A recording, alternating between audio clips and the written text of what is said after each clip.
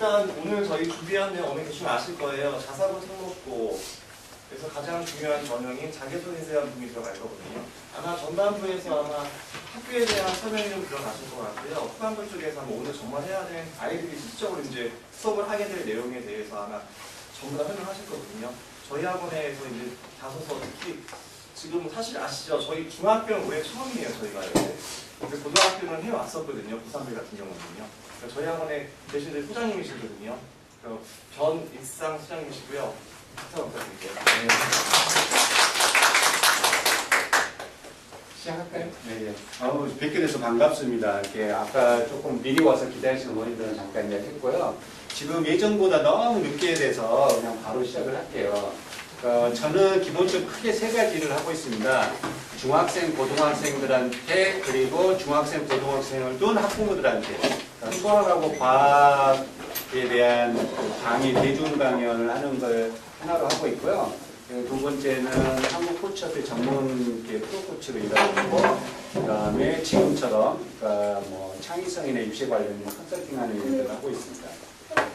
오늘은 크게 두 부분을 나눠서 말씀을 드릴 거예요. 그래서 설명하는 부분하고 그 다음에 실제로 아이들이 이제 곧 있으면은 이제 실제로 이제 수업을 시작하게 될 텐데 자기소개 수업을 그러면 그때 이제 진행하는 방식을 그러니까 글쓰기 방식이 아니라 이렇게 코칭 방식으로 진행을 할 텐데 그러니까 코칭에 대해서 어머님들이 사실 모르세요 사실은.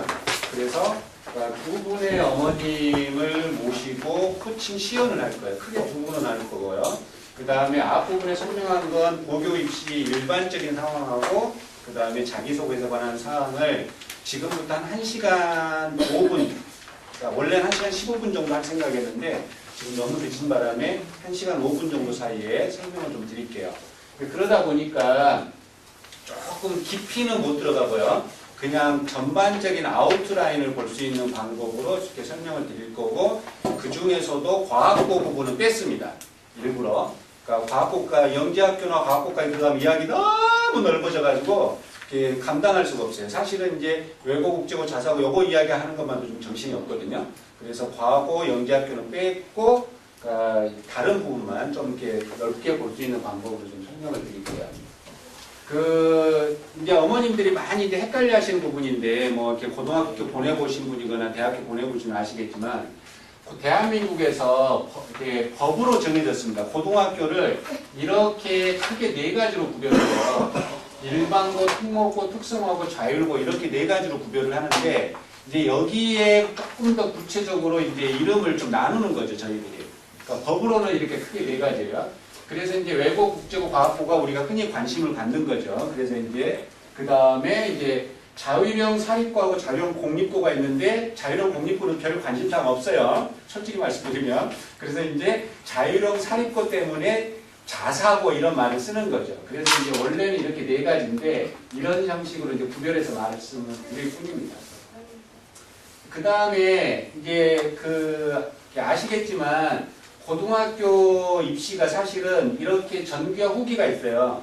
전기와 후기로 나눠져 있거든요. 전기와 후기로. 전기와 후기로 나눠져 있는데, 그러니까 고등학교 같으면서 고등학교 아닌 게 영재학교거든요. 그래서 영재학교는 완전히 별도의 학교입니다.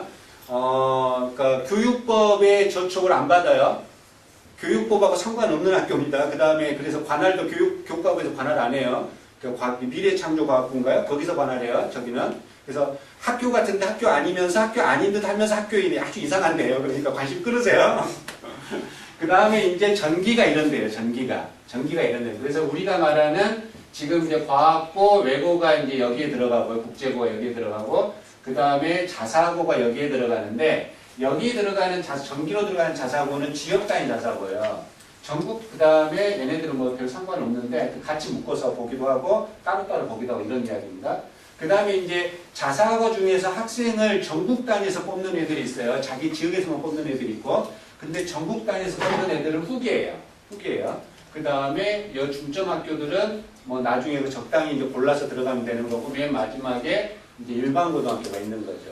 여기까지 쉽게 이해 가시죠? 예, 별로 어렵지 않습니다. 이 전기와 후기를 나누는 이유는 학교 입장에서 말고 학부모 입장에서는 뭐가 중요하냐면 시기가 중요하다는 거예요. 시기가. 그러니까 원서 모집하고 그 다음에 결과 알아내고 원서 모집하고 결과 볼 수 있고 이런 시기가 중요하다는 거거든요. 그럼 시기가 중요하다는 건 뭐냐면 학부모 입장에서는 언제 맞춰서 준비를 해야 되겠구나. 이게 의미가 있다라는 거죠. 그게 의미가 있습니다. 별다른 의미는 없어요. 그래서 이제 가고 싶은데 정해놓고 가면 되는 겁니다. 부모님 입장에서는 시기를 이렇게 예상하고 있으셔야 된다는 그 정도의 의미로 받아들이시면 될 것 같습니다. 그 다음에 이제 이 학교가 2014년 현재요. 2014년 현재 특수목적고등학교는 전체 고등학교의 약 6%, 그 다음에 자율고는 약 7% 돼요. 그런데 저 특목고 중에서 외고, 국제고, 과고 이렇게 하면은 한 3% 정도밖에 안 돼요. 아까 이제 특목고 중에서 나머지 학교도 있었잖아요. 그래서 저 정도 비율이 나는 거고, 우리가 마음에 들고 있는 외고, 국제고, 과학고 이런 데를 생각을 하면 한 3% 정도로 쭉 떨어져요. 그럼 무슨 이야기냐면, 그러니까 관심은 높은데 학교는 작다는 뜻이고 그만큼 경쟁이 만만치 않다라는 이야기입니다. 그 다음에 자사고도 7% 정도 되는데, 그러니까 이 7% 정도 되는데 이 중에서도 지금 이제 막 여러 가지 때문에 좀 이렇게 이런 표현을 써도 되는지 모르겠네요. 쭉정이들이 있어요. 쭉정이들이. 네. 그래서 이제 그런 데 빼고 나머지 조금 이제 관심을 갖는데 이런 데를 하면은 얘네들도 한 3% 내지 4% 정도의 비율로 줄어듭니다. 나름대로 이제 그만큼 좁을 수 있다라는 이야기예요. 그 다음에 이제 이런 큰 아웃라인에서 이제 광명시 중심으로 좀 이야기를 해볼게요. 광명시가 혁신 교육지구이더라고요. 어우, 네, 이런 거 실감하세요? 실감 못 하세요? 행복하신 이야기인데 실감 못 하신다는 이야기는 무슨 말이냐면, 그러니까 경기도 교육청이 광명시라는 지자체랑 협약해서 그러니까 교육적인 목적의 향상을 이루기 위해서 돈을 어마어마하게 투자를 하고 있거든요. 그래서 초등학교, 중학교, 고등학교 이런 데 돈을 투자를 굉장히 많이 하고 있는데 올해 같은 경우는 약 40억 정도를 투자를 해서 지자체에서 이건 굉장히 복된 소식입니다. 이게 어머님 혜택 받고 계시는 거예요. 알게 모르게 혜택 받고 계시는 거예요. 옛날에는 지자체들이 교육에 투자를 하면은 그러니까 건물 짓는 거, 하드웨어 중심으로 해줬는데 지금 이 혁신교육지구로 지정된 데는 어떻게 하고 있냐면 소프트웨어 중심으로 그래서 다양한 활동이나 이런 부분이 지원되고 있어서 그러니까 광명시가 다른 데에 비해서 이런 부분은 굉장히 발달해 있대요. 발달해 있대요. 어느 정도냐면 인구가 서울 말고 서울 주변에 있는 경기도의 시 중에서 인구가 굉장히 빠르게 늘어나는 시 중에 하나예요. 인구가. 그런 특징이 있습니다. 광명이. 그래서 이제 고등학교 가는 걸로만 이야기하면 광명은 아직 이제 어찌 됐든 뭐 인천, 수원 이런 데보다 작잖아요. 그래서 학군이 딱 한 개, 단일 학군이에요. 단일 학군입니다. 그래서 이제 단일 학군이기 때문에 고등학교를 갈 때 네, 이렇게 단일 학군이에요. 딱 단일 학군이에요. 여기가 지금 이제 교육적 서신대가 고등학교입니다. 광명국고, 광명고, 진성고등학교 이렇게 이쪽으로 이렇게 있네요. 이쪽으로 이렇게 몰려 있네요. 이렇게 단일 학군이기 때문에 일반 고등학교를 간다면 내신 성적에 기반해서 단일 학군 내에서 지원해가지고 배정하는 방식을 택해요. 그래서 지금 여기서는 이제 학군이 여러 개가 있으면 학군이 여러 개 있는 시 같은 경우는 자기가 속한 학군 내에서 일부분 선택하고 다른 학군에서 선택하고 이래가지고 짬뽕해서 배정을 하거든요. 근데 여기 같은 경우는 전체 선택을 해요. 학교 전체를 선택을 해요. 광명시는 일단은 그렇습니다. 그래서 이제 사실상 아주 크게는 의미가 없는데 그래도 학생들을 뽑을 때 내신 성적을 봐요. 왜냐하면 왜 크게 의미가 없냐면 고등학교 학생 수하고 중학교 졸업자 수하고 엇비슷하기 때문에 거의 다 100% 수용이 가능하거든요. 그래서 크게 의미가 없는데 그래도 뽑으면은 이런 기준까지 뽑는다 그래서 내신 성적을 봐요. 그러면 내신 성적을 볼 때 기준이 뭐냐면 이렇게 보거든요. 그래서 교과 성적 전체 200점 만점이에요. 교과 성적 150점, 출결 20점, 학교 활동 10점, 봉사 활동 20점 이런 건데 이걸 왜 별 의미가 없는 설명을 드리냐면요. 그러니까 고등학교에서 대학교 갈 때도요. 고등학교에서 대학교 갈 때도 그러니까 학교마다 약간씩 다르긴 하지만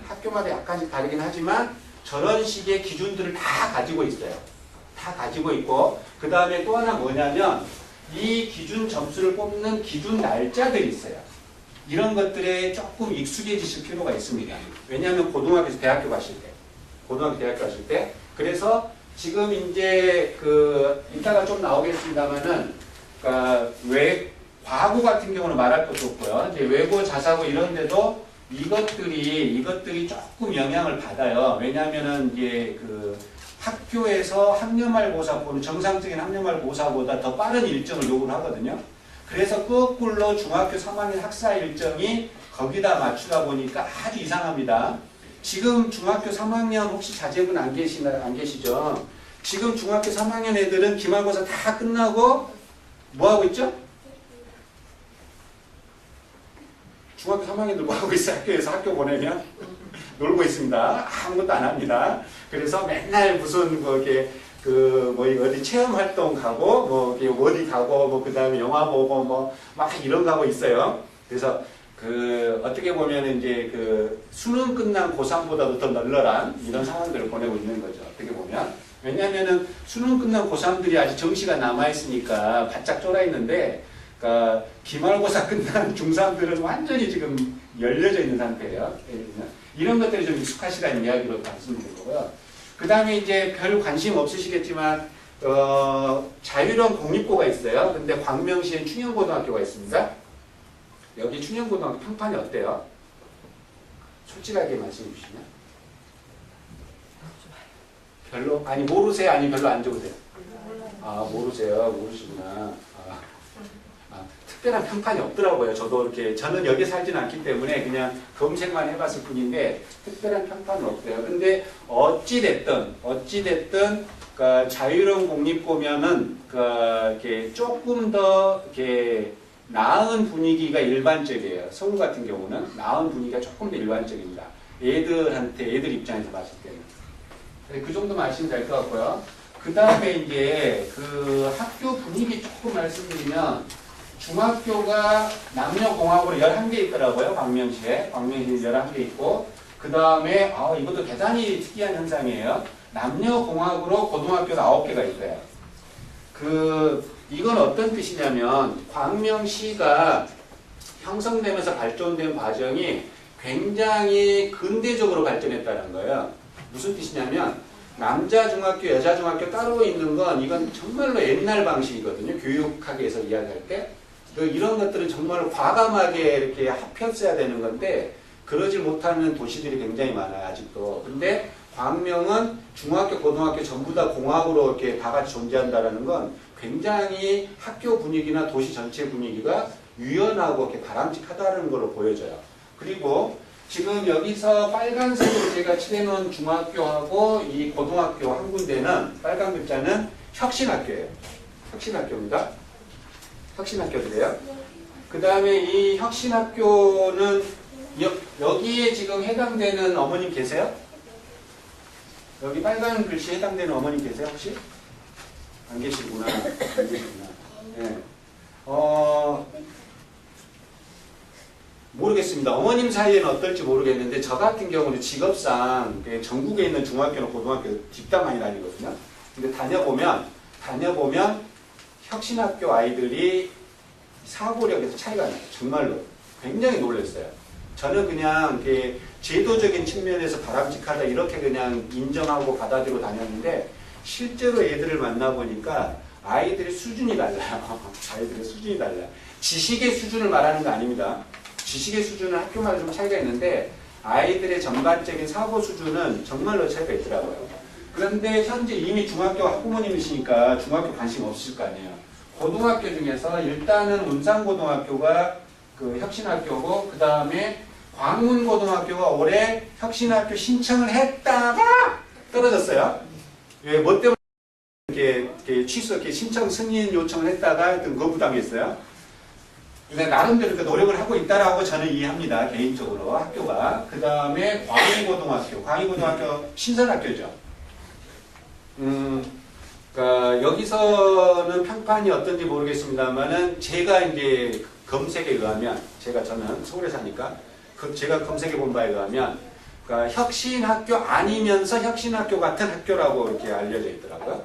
그래서 이제 그러니까 어머님들 입장에서는 이렇게 기겁을 하실 것 같은데 예를 들면 그러니까 교문에서 복장 단속을 안 하기로 교사들이 협의를 받고 그 다음에 휴대폰 그 수거를 안 하기로 협의를 본 학교라고 그래요. 예를 들면 그런데 그러면 얘들은 어떻게 그러면 다스리느냐 했을 때 만약에 무슨 정한 규칙이 있는데 적발되면은 텃밭에 보낸대. 학교가 운영하는 텃밭에. 네. 그래서 뭐 걸리면 담쟁이 넝쿨 몇 그루 심기 뭐 아니면은 뭐 걸리면은 어디 가서 뭐 텃밭 뭐 매기 이런 거 시킨대요. 하여튼 그래서 이제 그런 분위기고요. 일단은 그래서 이런 이제 전반적인 말씀드리는 겁니다. 어디가 좋다 나쁘다 떠나서 그 다음에 이제 오늘의 관심사 오늘부터 여기서부터 말씀드릴게요. 지금부터 이제 제가 말씀드린 건 사실은 객관성을 띄기 위해서 경기도 교육청에서 각 학교에 내린 공문입니다. 공문 가지고 말씀드리는 거예요. 앞에 표시 보이시죠? 예, 공문 가지고 말씀드리는 거예요. 그러니까 학생들 뽑을 때 이렇게 뽑아라 라고 매뉴얼을 적어 내려보낸 겁니다. 내려보낸 거예요. 그래서 외고나 국제고는요 어떻게 뽑냐면요 이렇게 두 단계로 뽑아요. 두 단계로 1단계 외고 국제고예요. 자사고 아닙니다. 외고 국제고예요. 영어 내신 성적 과목으로는 영어 내신 성적 하나만 봐요. 과목으로 영어 내신 하나만 봐요. 그 다음에 출결에 문제가 있으면 감점하는 거예요. 출결 잘했다 해서 가점은 없어요. 감점만입니다. 그래가지고 학교마다 1.5배 내지 2배수 뽑는 겁니다. 그렇게 뽑아가지고 그 다음에 1단계 성적 여기서의 성적을 여기서 뽑은 걸 160점으로 바꿔요. 160점으로 바꿉니다. 그 다음에 면접 40점으로 이제 매겨요. 그래가지고 200점 만점으로 최종 합격자 선발합니다. 이런 방식으로 하는 거예요. 그러면 영어 내신 성적을 어떻게 보느냐?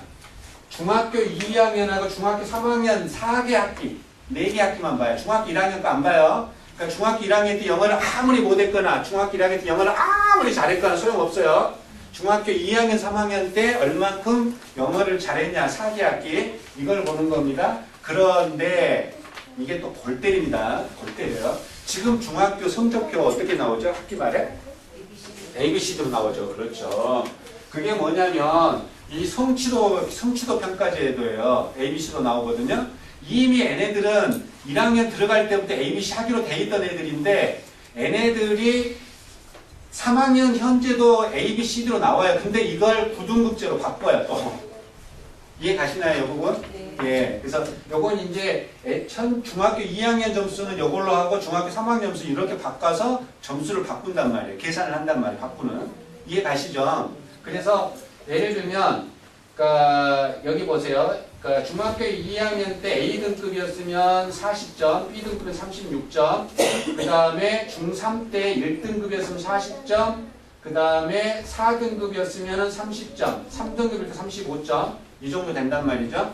그러니까 무슨 말이냐면, 아까 제가 이렇게 그 외고나 국제고가 몇 개 안 된다고 그랬잖아요. 그런데 관심 갖는 분들은 이렇게 많단 말이에요. 그러니까 좁고 그 다음에 약간 있단 말이에요. 그래서 그러니까 여기서 보시면은 4점 차이 나잖아요. 그 다음에 여기서도 1등급하고 3등급 사이에 약 4점 차이 나요. 이 정도 차이가 나면은 위험해져요.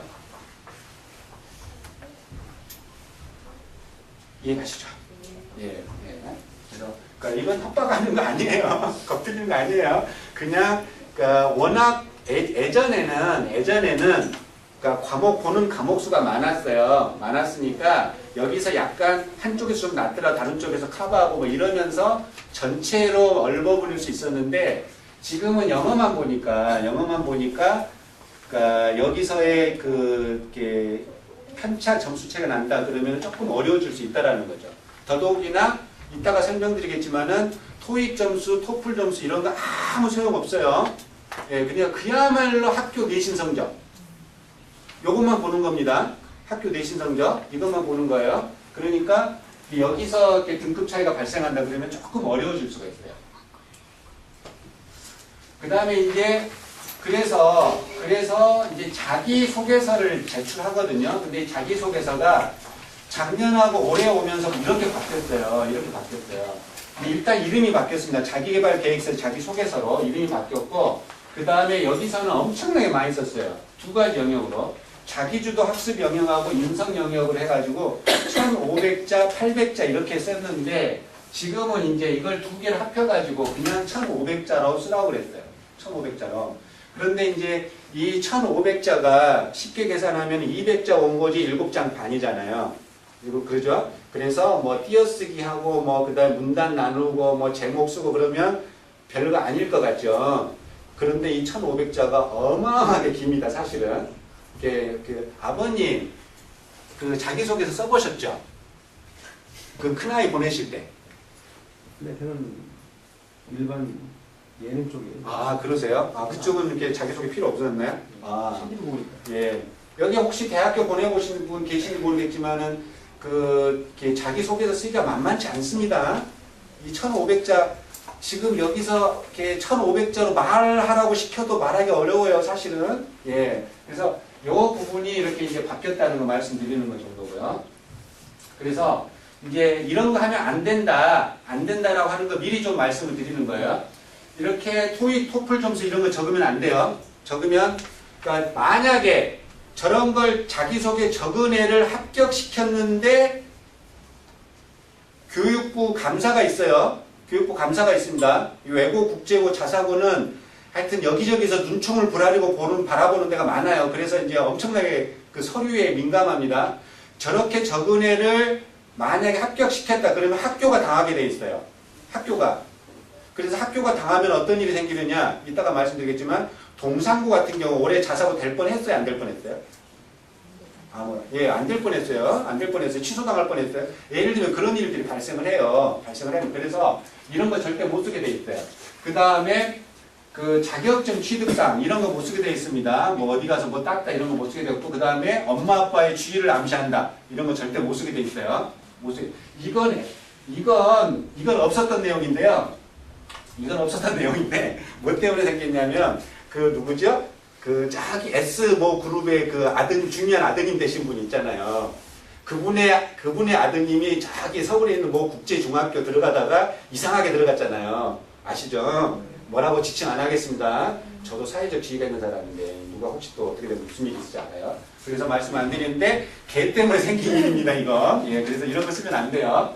그래서 이제 예를 들면 이런 거예요. 뭐 토익 시험에 809점 받았어요. 경시대에서 2등 했어요. 뭐 영어 인증 시험 최고 수준 도달했어요. 우리 아버지가 지검장이에요. 이런 거 쓰면 안 된다는 거예요. 그냥 단순하게 안 되는 게 아니라 떨어뜨려요. 떨어뜨립니다. 왜냐하면 교육부에서 하지 마라고 그랬는데 합격시키면 안 되는 거예요. 그래서 당하니까 떨어뜨려 버리는 거예요. 이해가시죠? 예. 이런 말 안 쓰면서 자기소개서 써야 돼요. 만만치 않습니다. 그 다음에 이제 교사 추천서. 교사 추천서도 서울 같은 경우는 좀 간단하게 바뀔 때도 있어요. 그냥 자기소개 사인하는 걸로 바뀐 학교도 있는데 경기도는 여전히 받더라고요. 여기서 여전히 받아요. 근데 500자 정도 써주시면 돼요. 500자 정도로. 500자 정도로 써주시는데, 저 이제 교사 추천서를 쓸 수 있는 사람이, 그러니까 담임이거나 아니면 학과 지도교사거나 이래야 돼요. 담임이거나 학교 지도교사. 그런데, 저 부분이, 그러니까 예를 들면은 어느 날 갑자기 저 외고나 국제고나 자사고 관련해서 추천서 써주세요 이러면 어느 선생님이 인상 쓰면서 나 쓰기 싫어요 이러겠어요. 그런 선생님 없습니다. 다 써주시죠. 문제는 뭐겠어요? 퀄리티. 500자의 퀄리티예요. 500자의 퀄리티입니다. 그러면 그런 퀄리티는 어떻게 나오느냐? 어떻게 나올까요? 첫 번째로 교사의 관찰입니다. 그런 교사의 관찰 기회가 얼마나 자주 많이 있었느냐에 따라서 저 퀄리티가 달라져요. 그러면 학부모 입장에서 이야기를 돌려서 그러니까 교사가 자신의 아이를 지금 이런 목표를 갖고 계신 어머님이 자신의 아이를 관찰 기회를 많게 하려면 어떻게 해야 되죠? 그렇죠. 그 방법밖에 없어요. 그러니까 예를 들면은 뭐 지금쯤 어떤 특정한 조금 이야기가 통하신 선생님 있으시면 그러니까 내년에도 이 학교에 근무하신지 여쭤보고 먼저 적응하실 수 있으니까 예, 내년에도 근무하시 여쭤보고 만약 내년에 근무하신다면 제가 이러이러한 계획을 가지고 있습니다. 내년에 이러한 추천서를 좀 미리 부탁을 드립니다. 이 의미는 자세하게 관찰해 줍사 하는 의미입니다. 이 정도로 말씀하는 거예요. 그러니까 뭐죠? 이렇게 언더 테이블로 거래하는 느낌을 주시면 안 돼요. 이해 가시죠? 그러니까 관찰을 좀 자세하게 해 주십시오라는 의미로 미리 말씀해 주시면 가장 바람직해요. 예, 그렇습니다. 그건 넘어갈게요. 그래서 이건 이제 속된 표현을 쓰면 자기껏 알아서 하시는 겁니다. 네, 자기껏 알아서 하시는 거예요. 외고 국제고가 그런다면 자사고는 사실은 조금 이해하기 어려워요. 왜 어렵냐면 일단은 이제 경기 지역에서 선택할 수 있는 게 대충 이런 범위거든요. 과거는 경기 북과고 하나밖에 없어요. 과거는 경기과학고 수원에 있는 경기 북과고는 의정부에 있고 수원에 있는 경기과고는 뭐예요? 과거 아니에요?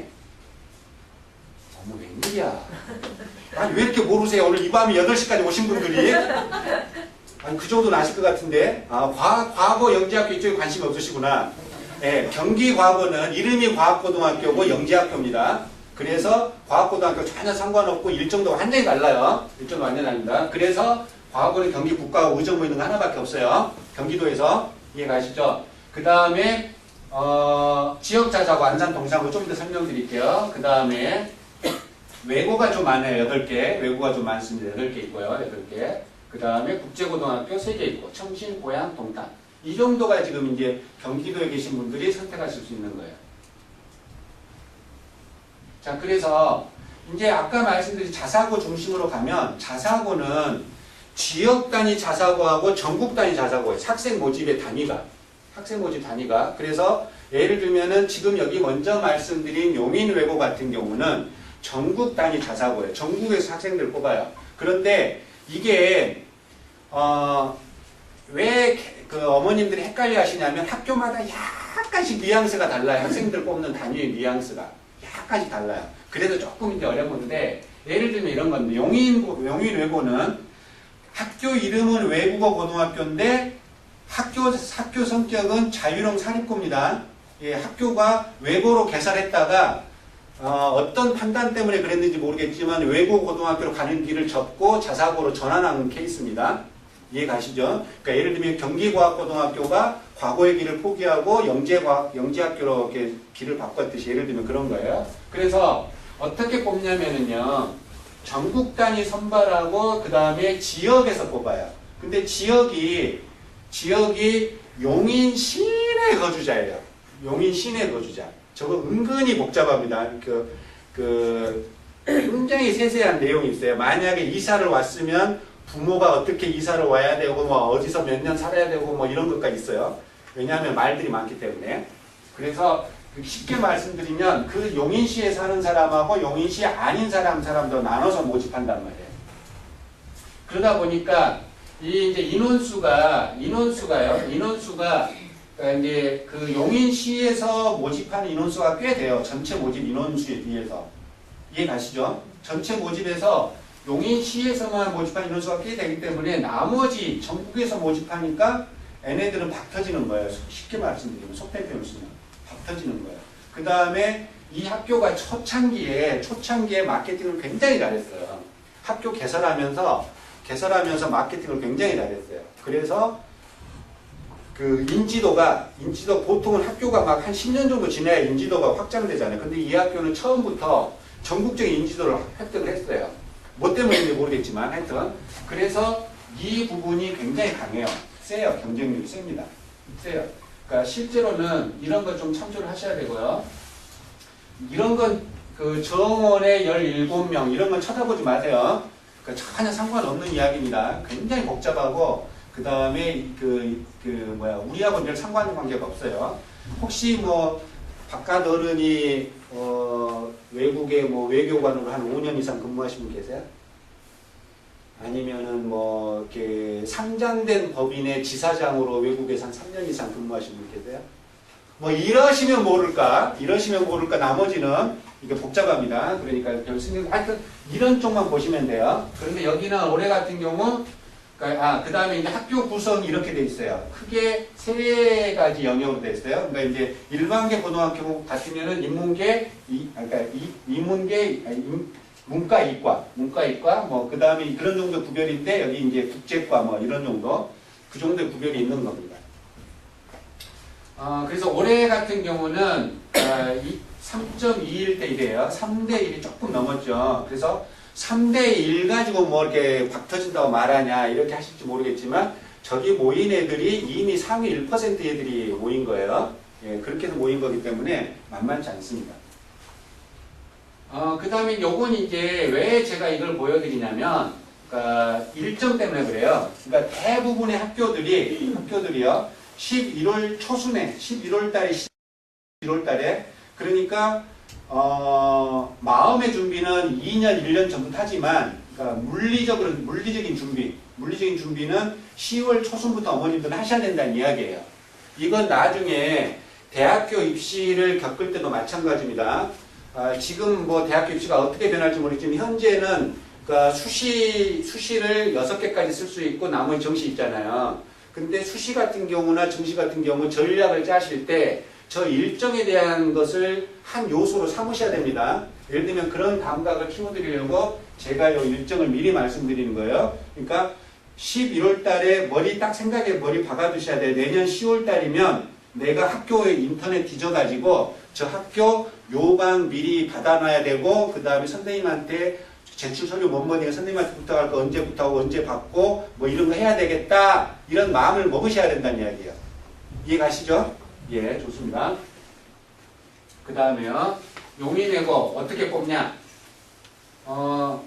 용인외고요. 일단은 1단계 학교생활기록부까지 뽑아요. 교과 성적 출결 상황. 그 다음에 2단계는 1단계 전형하고 그 다음에 소리평가 30점, 면접 30점 이렇게 본단 말이에요.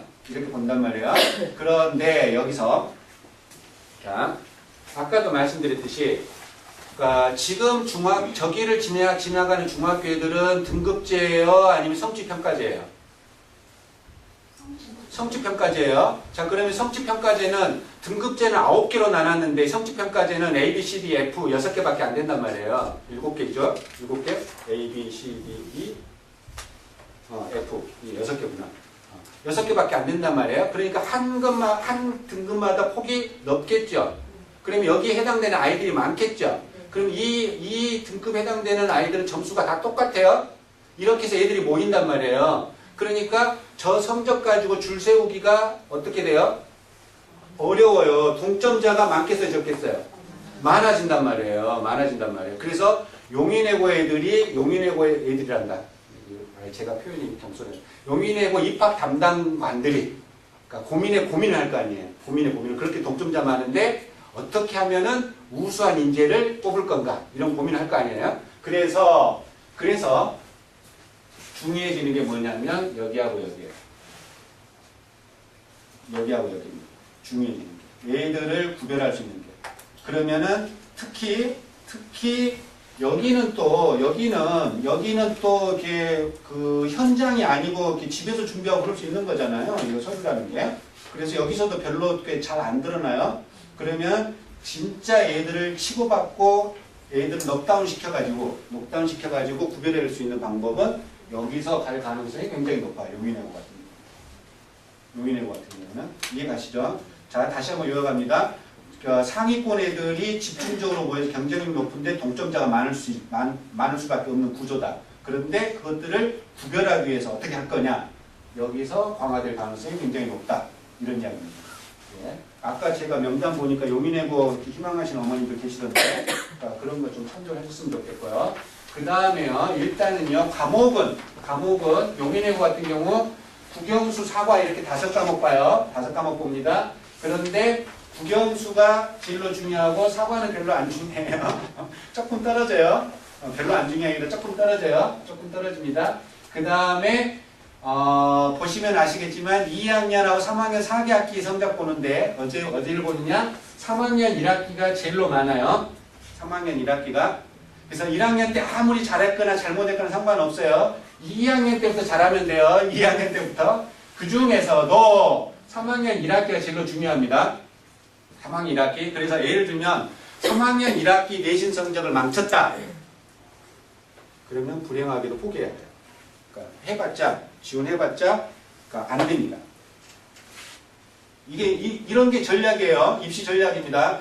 지금 요건 사실은 고등학교는 그렇게 강도가 높지 않아서 그냥 사실은 제가 웃으면서 지금 계속 말씀드린 이유가 그러니까 목숨 걸 일은 아니에요. 사실은 고등학교 입시는 용의 내고 안 가도 되잖아요. 막말로 이야기하면. 그런데 대학교 고등학교 고3 때에서 대학교 갈 때는요. 이런 것들이 전략이에요. 이런 것들에 따라서 학교를 엄마 아빠가 아이들이 협의해서 조정할 수 있는 능력이 있으셔야 돼요. 그런 연습 게임으로라도 이런 거 설명드리는 겁니다. 이해 가시죠?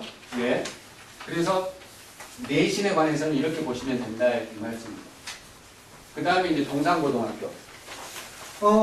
경기도에 있는 유일한 자사고인데 올해 아슬아슬하게 자사고가 다시 됐어요.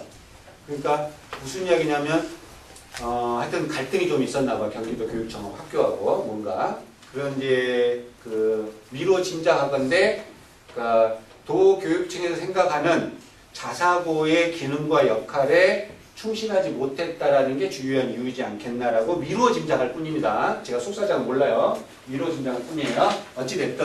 어찌됐든 간신히 자사고 됐어요. 그래서 3.38대 1이에요. 3.38대 1입니다. 그 다음에 이제 보시면 아시겠지만 그러니까 경기도에 있는 학생들만 뽑습니다. 경기도의 학생들 뭐 이렇게 그 조항이 굉장히 많은데 이게 다 이렇게 세세하게는 다른 의미예요. 그런데 하여튼 일반적으로 하여튼 경기도 학생들만 뽑는다는 이야기입니다. 경기도 학생들만. 자, 여기도요. 11월달 초순에 시작하죠. 예, 그래서 이런 거 날짜에 대한 감각을 알고 있으라는 이야기입니다. 그 다음에요. 요거 지금 1학년 어머님들 몇 분 계시죠? 이게 초등학교 6학년, 현재 초등학교 6학년, 현재 중학교 1학년이 외고, 자사고, 국제고 갈 때, 현재 이렇게 바뀔 거라고 예고되어 있는 상태예요. 그러니까 확정은 내년 4월이나 5월달 다시 한번 지을 텐데 예고되어 있는 상태라서 이 부분 현재 1학년 학부모님들은 이 부분 참고를 하셔야 됩니다.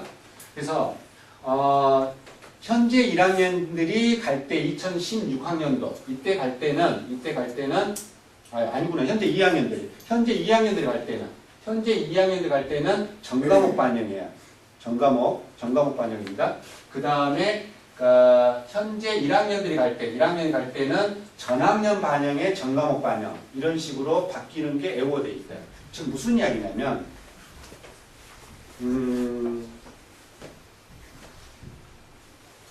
그러니까 학교에서의 내신 성적이라는 걸 뭘로 볼 거냐 했을 때 그 아이의 전체성으로 보자 이런 입장이라는 거죠. 그러니까 어떤 특정한 과목만을 잘하거나 이런 게 아니라 아이가 골고루 전체 잘하는 아이를 우수한 인재로 보자 이런 관점이라는 겁니다. 이게 있어요. 이게 지금 정책적으로 이제 굉장히 밑바탕에 깔려 있는 이제 그 발상입니다. 발상법이에요. 그 다음에 이건 조금 조심스러운 이야기인데요. 외고나 자사고. 그 중에서 자사고 중에서 전국 단위의 자사고, 예를 들면 하나고, 용인외고, 뭐 그다음에 상산고, 뭐 이런데 빼놓고요, 민사고 이런데 전국 단위 자사고 한 10개 정도 되거든요. 전국 단위 자사고 빼고 나머지 자사고들과 그 다음에 외고 국제고들은 끊임없이 견제를 받을 거예요. 끊임없이. 그러니까 법에 의하면 5년마다 재평가를 받아서 학교 등록을 바꿀 수 있도록 할 건데 지금 올해 작년하고 올해 이제 그런 대상학교 처음 생겨가지고 작년에 한두 개 하고 다 인정해줬고 올해 같은 경우 넘어오면서 못 해주겠다고 지금 난리가 난 거잖아요. 서울 같은 경우는 지금 대판 싸우고 있는 중입니다. 그 학교들하고 그러니까 지금 교육감하고 경기도도 지금 안산 동산고가 그렇게 했다가 지금 어찌어찌 하여 하여튼 무마를 한 상태라고 저는 봐요. 그런데 어찌됐든 간에 이게 약간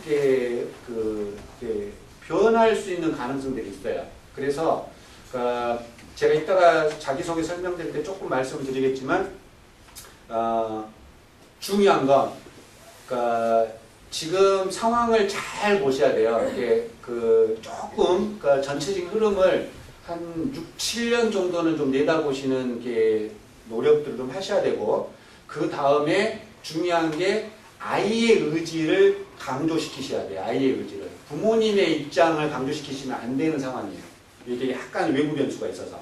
그래서 아이가 스스로 원하는 쪽으로 자꾸 상황을 만들어 주시는 게 바람직하다고 보여져요. 자, 그 다음에요. 약간 다른 케이스인데요. 이제 공주 4대 부부 같은 경우. 여기도 보시면은, 전국 단위에서 모집하는데, 비율을 이렇게 나누는 거죠. 비율을 나눠야 이렇게 모집 단위가, 비율이. 그러니까 충청도에서 50%, 타시도에서 50% 이렇게 뽑는단 말이에요. 그래서 이제 실전에 만약에 어머님들이 자사고를 보내시겠다 그러면 한 9월 달부터는 실전에 들어가셔야 되는데 내년 9월부터는 실전에 들어가실 때는 저런 것들의 학교마다의 미세한 차이가 있어요. 미세한 차이가. 그런 것들에 대해서 숙달하셔야 돼요. 익숙해지셔야 됩니다. 그런 거 말씀드리고 보여드리는 거고요. 그 다음에 이제 혹시 모르실까 봐서 그냥 안내해 드리는 건데 그러니까 영재학교 중에 이상한 영재학교가 생겼어요. 과학예술 영재학교라고. 그래서 여기는 그러니까 융합을 목적으로 뽑는 학교거든요. 그래서 올해 처음 모집했고요. 그 다음에 내년도 2016학년도에는 인천과학예술 영재학교가 또 개교를 해요. 그렇게 정해져 있거든요. 그래서 순전히 과학 쪽으로만 이렇게 애들 키우는 영재학교가 6개가 있고 그 다음에 과학예술 영재학교라고 2군데가 더 새로 생겼어요. 이런 건 좀 특성이 있는 거라서 말씀을 드리는 거고요. 그 다음에 이제 아까 실전에 들어가면은 조금씩의 약간 미세한 차이가 있다고 하는 게 이런 겁니다. 보세요. 여기 위에 있는 게 전국 단위 자사고거든요. 전국 단위 자사고예요. 학생들 전국적으로 뽑는. 그런데 여기서 학생들 뽑는 방식이 이렇게 조금씩 틀려요. 조금씩 틀려요. 그래서 지금 이걸 자세하게 말씀드려서 전략을 잡을 수는 없고 그냥 간략하게 지금은 이런 게 있다라고만 말씀드리고 넘어가겠습니다. 그래서 실전에 들어가면은 조금 자세하게 봐야 된다는 이해 가시죠? 현실적으로 이거 보여드려야 될 것 같아요. 제가 양심상. 요거 이제 보시고 알아서 판단하세요. 요건 그러니까 이건 2013년도 저기 새누리당 어떤 의원 국감 때 교육부의 요구에서 나온 자료거든요. 이건 나온 자료인데 이건 객관적으로 들어가는 돈이에요. 그런데 학교 애들 보내시면 이것 말고 뭐 어디 체험 가요, 뭐 가요 이러면서 더 달라고 그러잖아요. 조금 더 들죠, 실제보다는. 그래서 이것도 약간 그런 감안을 하셔야 될 겁니다, 아마 하셔야 될 거예요. 예를 들면은 용인외고는 하나고 민사고 이런 데 같은 경우는 여름방학이나 겨울방학 때 해외 연수 아마 갈 거예요. 해외 연수 가는데 애들 비행기 값이나 숙박료를 재단에서 줄까요? 네, 아마 안 줄 겁니다. 제가 생각할 때 잘은 모르겠지만 아마 안 줄 거예요. 네, 그런 것도 있을 겁니다. 그래서 이건 현실적으로 판단하세요. 제가 그냥 넘어갑니다.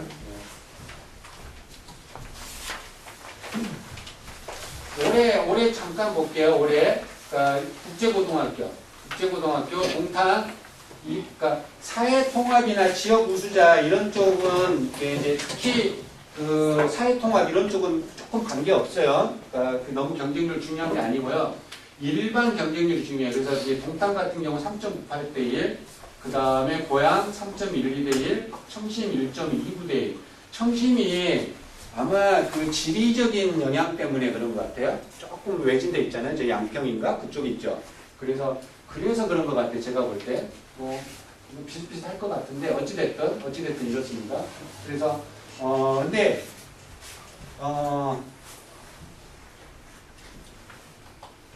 아주 노골적으로 딱 까놓고 이야기해서요. 외고나 국제고를 보내고 싶어 하시는 학부모님들의 욕구, 아이들의 욕구 말고 학부모님들의 욕구 중에서 아마 80~90%는 대학교 입시를 생각하시면서 그런 계획을 잡으시는 분들이 많으실 거예요. 그런데 여기서 이제 이 구별을 좀 잘 하셔야 돼요. 구별을 좀 잘 하셔야 됩니다. 학교마다 약간 아이들한테 중점을 두는 방식이 조금씩 달라요. 외고마다 조금 다르고 국제고도 조금씩 다르고. 그래서 국내 대학의 수시 전형, 그러니까 아이들의 이런 특별한 능력을 바탕으로 해서 입학 기회를 추구할 수 있는 수시 전형 이렇게 바라본다면 이게 잘 이렇게 궁합이 잘 맞는 학과가 있어요. 그래서 일반화 시키기는 되게 어려울 수도 있다, 잘못하면. 그런 착각을 조금 조심하실 필요가 있어요. 이해 가시죠? 그래서 지금 이제 아주 그렇게까지 디테일하게 말씀 못 드린 게 시간 관계에서 좀 안타깝긴 합니다만 우선 원칙만 말씀드리면 만약에 그런 것에도 그렇게 길게 보시는 관심이 있으시다면 그러니까 그 학교 졸업생들이 어느 학교, 어느 과를 어떻게 갔는지를 조금 더 검색을 해보시면 나오거든요. 조금만 관심 갖고 그러면 그렇게 맞춰서 길을 좀 잡으실 수 있지 않을까. 그래서 학교 선택은 조금 더 도움이 되지 않으실까 이렇게 생각을 합니다. 그래서 이제 국제고나 외고 같은 경우, 그러니까 이제 아이들의 독특한 능력 이런 부분을 좀 이렇게 키워주는 쪽에 이제 집중되어 있어야 된다고 보는데, 이 개설되어 있는 전공이 제가 봤을 때, 그러니까 여기 어머님들 사이 평판은 어떤지 저는 잘 모르겠어요. 근데 제가 봤을 때 이 개설되어 있는 전공이 경기도에 있는 고등학교들은 되게 좀 답답하더라고요. 외고들은. 여기 같은 경우 과천외고가 그나마 전공이 좀 많은 편인데, 그러니까 스페인어가 빠졌어요. 스페인어가 없어요. 그러니까 지구상의 언어 중에서 제일로 많은 게 중국어고요. 사용 인구가. 그 다음 많은 게 스페인어거든요. 그 다음 많은 게 스페인어예요. 그래서 스페인어가 굉장히 중요해요. 이상하게 스페인어가 개설된 학교가 없어요. 외고 중에서. 좀 특이하더라고요. 그 다음에 러시아어하고 독어가, 여기서는 이제 독어하고 프랑스가 있는데 러시아어하고 독어하고 프랑스 없는 학교도 있고. 일단 과천외고 일단 올해 3.48대1이요. 3.48대1. 꽤 높네요. 그 다음에 안양외고 심플하죠. 매우 심플합니다. 2.33대1. 그 다음에 수원외고, 여기는 러시아가 있어요. 특별하게. 유일하게 한 군데 있더라고요. 그 다음에 독어가 없고, 특별하게. 러시아가 있고, 독어가 없고. 3.6대1. 경기외고요. 여기도 굉장히 심플하네요. 경기외고는 학교가 어디에 있어요? 제가 이거 찾다가 못 찾았는데. 네? 수원에 있나요? 루암이요? 그렇구나. 심플하네요. 그 다음에 고양외고. 여기 스페인어가 있네. 근데 대신에 여기는 또 독어 프랑스어가 없어요. 그 다음에 동두천외고 2.85대1. 간단하죠. 김포외고도 심플해요. 성남외고 독일어 3대1. 그러니까 이 정도 그냥 보시면 되고요. 그 다음에 이제 이 학교에 관해서는 이 정도로 마무리를 해드릴게요. 여기 부분이 요약이 다 있습니다. 지금 이쪽은 서울이니까 보실 필요 없어요. 이쪽은 서울이니까 보실 필요 없고, 그러니까 이쪽만 보시면 돼요. 외고 국제고 2단계로 뽑는다. 아까 말씀드렸죠. 그 다음에 자사고 역시 2단계로 뽑는다. 외고 국제고는 영어만 본다. 영어 내신 과목만 본다. 그 다음에 2단계 뽑는다. 그 다음에 자기소개서 1,500자. 자기소개 1,500자, 교사 추천서 500자, 그 다음에 학교 생활기록부 들어간다. 이 정도까지 말씀드렸어요. 그 다음에 자기소개서는 그러니까 두 개의 영역, 학습 영역하고 인성 영역이 합해져 있다. 그 다음에 뭔가 표절, 대필 이러면은 입학 취소고요. 그 다음에 기재사항 어긋나서 했을 때 이런 거 하지 마라. 감점하고, 감점 정도가 아니라 실질적으로 더 강력합니다. 학교에 손해보기 때문에. 그 다음에 면접 관련 금지사항. 이건 학교에서 공지하게끔 돼 있어요. 뭐가 어떻게 하면 안 된다 이런 식으로. 그래서 이따가 집에 돌아가셨을 때 이 자료 있으시죠? 지금 갖고 계신 자료에 이거 참고하시면 이것만 보시면 돼요. 이거 외워야 돼요. 자, 그래서 그러면 이 동네 아이들 중에 대표적으로 3개의 중학교만 봤는데, 그러니까 이미 사실은 지금 현재 엊그저께, 그러니까 지난주에 대부분의 외고, 자사고 합격생 다 나왔어요, 결과. 그런데 이제 전국적으로 교육부 자료는 아직 이제 집계가 당연히 안 되죠. 내년 4월이나 5월달이 되거든요. 그래서 지금 여기 보여드리는 건 2013년도 자료예요. 지금 철산중학교 같은 경우 외고, 국제고, 그 다음에 과학고 이렇게 보냈고, 국립고 이렇게 보냈네요. 철산중. 그 다음에 하안국중도 이렇게 보냈고, 이렇게 보냈고, 그 다음에 하안중도 이렇게 보냈고, 이렇게 보냈고. 3개 중학교가 비슷하더라고요. 한두 명 차이는 있는데 3개 중학교가 비슷해요. 그래서 이제 거꾸로 뒤집으면 이 3개 중학교의 어머님들의 어떤 관심도나 아이들의 역량이 비슷하다.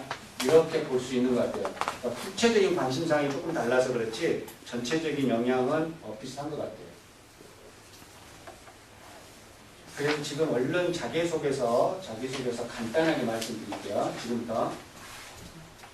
자기소개서는 아까 이제 제가 계속 앞에서 말씀드렸는데 실제로는 쓰기가 되게 어려워요. 쓰기가 되게 어렵습니다. 사실은. 왜냐하면은 부모가 대신 써주면 이게 표나는 거거든요. 부모가 대신 써주면 표가 나고 그 다음에 이렇게 대신 써줘서 면접 들어가면 100% 빵꾸 납니다.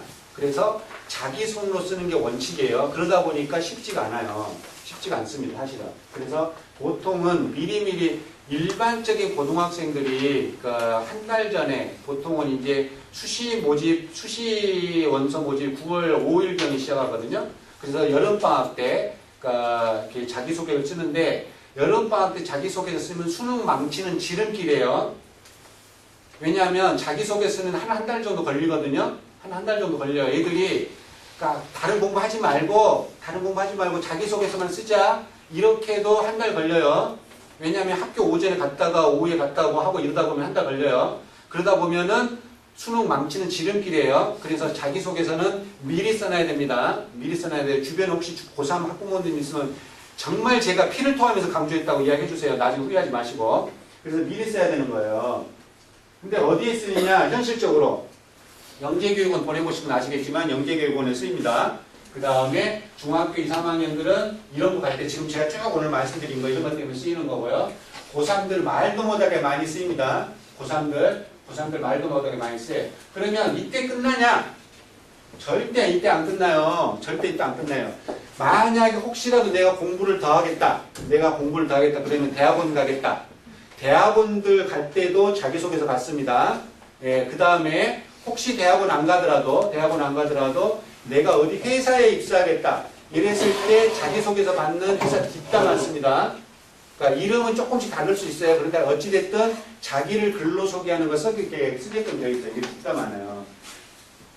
예를 들면, 그러니까 하나고에 쓰신 분 계시나? 안 계시나요? 하나고 같은 경우 예를 들면요. 이런 식으로 항목이 5개 항목이 있었어요. 5개 항목이 있었고 이렇게 5개 항목에 대해서 글자를 맞춰서 적으라겠어요. 느낌들 오시죠? 그러니까 저걸 중학교 3학년 애들이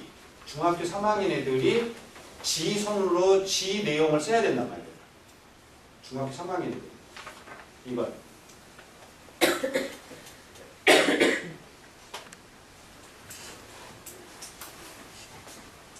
학업 계획과 장래의 진로에 대한 계획을 쓰시오.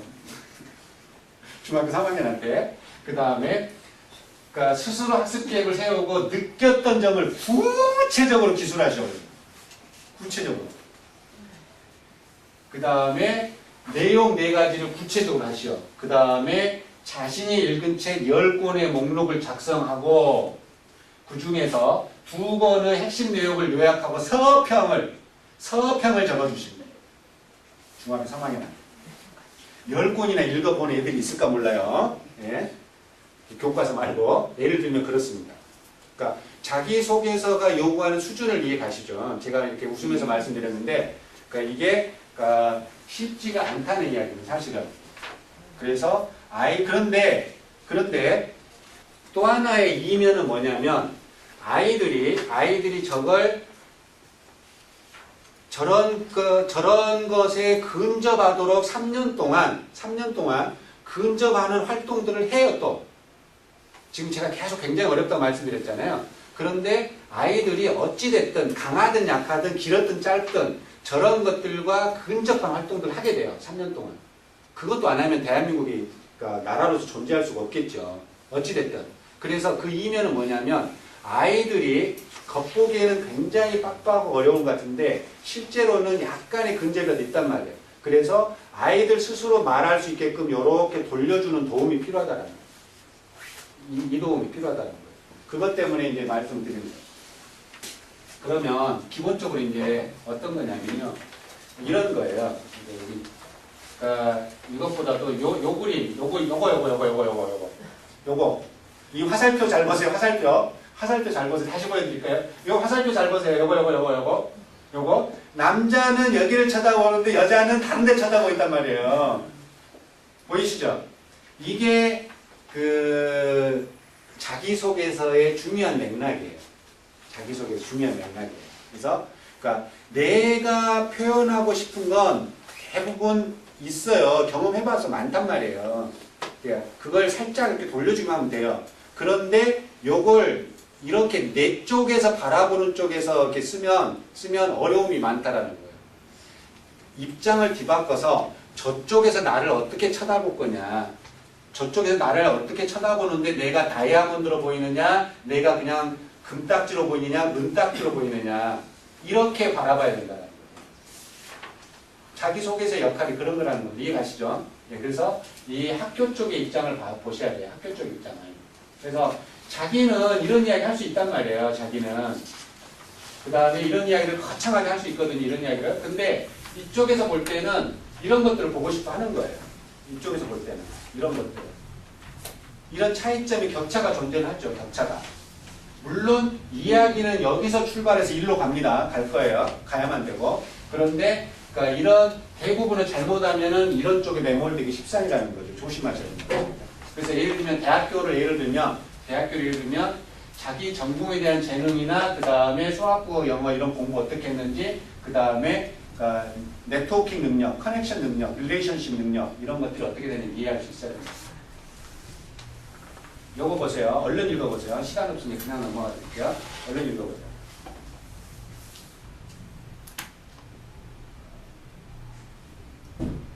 동기예요. 동기. 자, 이거다고요. 이렇게 쓴 거다고. 차이점이 느껴지시나요?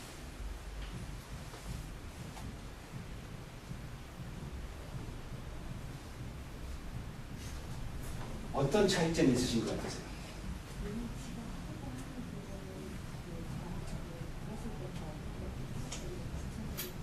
구체적으로. 그렇죠. 구체적으로. 그것도 아주 고리를 정확히 거는 거죠. 경제적 불평등을 없애는 금융수학자. 명쾌하잖아요. 그냥 수학자. 이게 아니라 경제적 불평등을 없애는 금융수학자. 이게 딱 고리 걸리죠. 고리가. 예를 들면 이런 겁니다.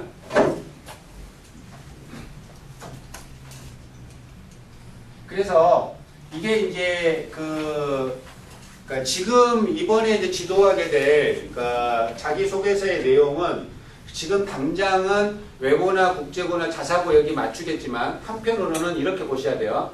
그러니까 대학교 입시에도 연관이 있다. 내가 올해 겨울방학 때 내 아이랑 이런 시간과 이를 투자해서 내 고등학교 3학년 때를 미리 살짝 준비한다. 이런 의미도 있으셔야 돼요. 그런 각오도 하셔야 되는 겁니다.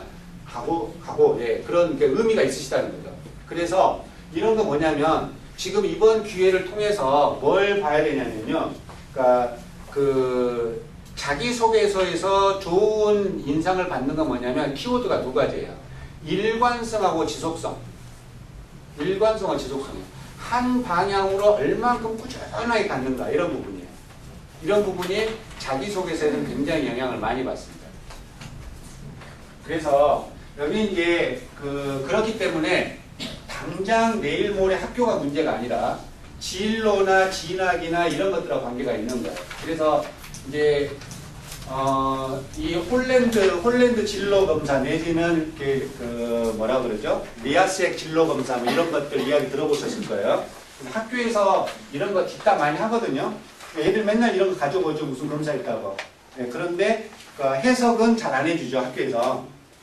학교 해석은 잘 안 해줘요.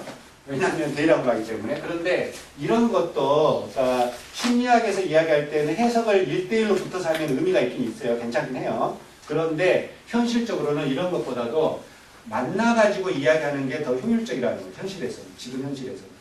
그래서 진학, 이게 조금 지금 오늘 여기 모이시는 어머님들은 당장 내년의 문제일 수도 있겠지만 사실은 조금 더 길게 보실 수도 있다. 그런 것들이 밑바탕 작업이다 이렇게 보시면 좋을 것 같아요. 그래서 자기소개서는 자기 인생에 대한 이야기를 할 수 있어야 되는 거거든요. 자기 인생에 대한 이야기를. 그래서 저런 것들이 필요해요. 그 다음에 핵심적인 입시자료라는 거 말씀드리는 거고, 그 다음에 구체적으로 고민하는 과정이 생기는 거고. 그래서 어머님들께서 해주셔야 될 일은 이런 아이들을 도장 찍듯이 규정하시면 안 됩니다. 그러니까 아이들 스스로 이렇게 뽀글뽀글 이렇게 자기 이야기를 할 수 있게끔 지지하고 격려해 주셔야 돼요. 무슨 이야기 아시겠죠? 그게 정말로 필요합니다. 그래야 이게 효과가 길게 갑니다. 효과가 길게 가요. 미리 말씀을 드리는 겁니다. 그래서 앞으로 그러니까 이제 12월 현재 12월 17일 날 한번 아이들 모아서 첫 강의 할 거예요. 첫 강의 할 거고 그 다음에 1월 달에 4번 하게 될 텐데 첫날은 지금 쭉 어머님한테 말씀드린 것 중에서 입시 부분을 간략하게 하고 자기소개서 부분을 조금 더 길게 할 거예요. 길게 할 거고 그 다음에 그 첫날 숙제가 나갈 거예요. 무슨 숙제가 나갈 거냐? 경기도에서 외고국제고 자사고가 사용하는 공통적인 자기소개서예요. 자기소개서 똑같습니다.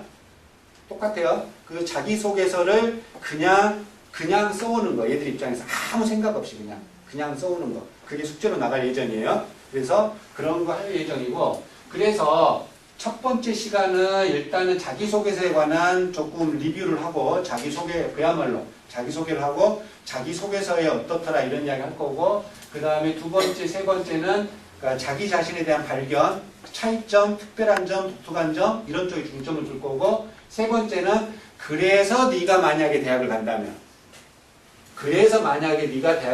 어디 가고 싶니? 이런 이야기 좀 중심으로 하고 싶어요. 할 겁니다. 그 다음에 네 번째 주에서는 그런 과정 중에서 첫 번째 썼던 자기소개서를 그런 두 번째, 세 번째 과정을 통해서 조금 더 자세하고 쪼개고 강화시킬 거고, 그래서 네 번째는 그걸 완성하는 형태로 가져갈 겁니다. 예정은 그렇습니다. 그런데 미리 말씀드릴게요. 이게 아이들에 따라서 완결이 안 되는 아이도 생길 수도 있습니다. 완결이 안 되는 아이도 생길 수도 있어요. 그래서 그건 끊임없이 보충하고 보강하는 작업들을 하셔야 되는 겁니다. 그래서 그런 예정을 가질 거고요. 그래서 지금 제가 자기소개서 특강을 여는데 이건 정말로 오해하지 않으셨으면 좋은데 제가 대신 써주는 거 아니에요. 절대 아닙니다. 절대 아니에요. 저 안 써줄 거예요. 그 다음에 저는 가필도 안 할 거예요. 첨삭도 안 할 거예요. 첨삭도 안 할 거예요. 빨간 펜도 안 할 거란 이야기예요. 이해 가시죠? 저는 대신에 아이들한테 물어볼 거예요. 아이들한테 물어볼 겁니다. 아이들한테. 그래서 아이들이 스스로 할 수 있도록 유도를 할 예정입니다. 그래서 애들의 아이디어를 어머님, 아버님들이 인정을 먼저 해주시기를 꼭 부탁을 드려요. 그러니까 예를 들어서 뭐 초안이 얼토당토하다, 수준이 낮다. 이때 보여주시는 그 언어와 그 다음에 얼굴 표정과 행동 이런 것들이 아이들한테 미치는 영향이 엄청나게 커요. 그래서 제가 첫 번째 강의하고 숙제 내줄 거라고 그랬잖아요. 그때 이걸 초안 비슷하게 써올 거란 말이에요. 이거 읽어보시고 무조건 칭찬해 주세요. 무조건. 잘했다, 잘 썼다, 명확한 것 같다. 그 다음에 여기 조금만 더 구체적으로 썼으면 좋겠다. 이 정도로. 뭐 이따위를 썼냐, 이게 네 꿈이냐, 내가 원하는 건 이게 아니다. 이렇게 하시면 큰일 납니다. 진짜로. 얘들 나중에 요즘에 대한민국 노후가 경제가 안 좋아요. 어머님들 그러니까 60대 70대 되시면은요. 그러니까 연금 빵꾸 나고요. 대한민국 개판될 가능성이 아주 높거든요. 지금처럼 가면. 그러면 기댈 게 어디냐? 자식밖에 없어요. 근데 지금 이 자식들 망쳐놓으면 나중에 못 기대신단 말이에요. 그러니까 지금 이 애들을 잘 키우셔야 될 거 아니에요. 얘가 혼자서 꿋꿋하게 뻣뻣하게 잘 쓸 수 있도록. 그래서 그런 초안이 나올 때 아이들의 아이디어를 수용해 주시고 격려해 줄 필요가 있어요. 이해가시죠? 정말로 부탁을 드립니다. 그 다음에 애들이 안 해봤던 일이에요. 안 해봤던 일이에요. 심지어 학교에서 국어 수행평가 할 때도 뭐 도덕이나 뭐 써오라는 건 다 넘어지잖아요. 애들이. 돌아가시잖아요. 애들이. 써오라는 거. 글로 쓰라는 거. 글 쓰는 거 잘하는 애들 몇 명 안 돼요.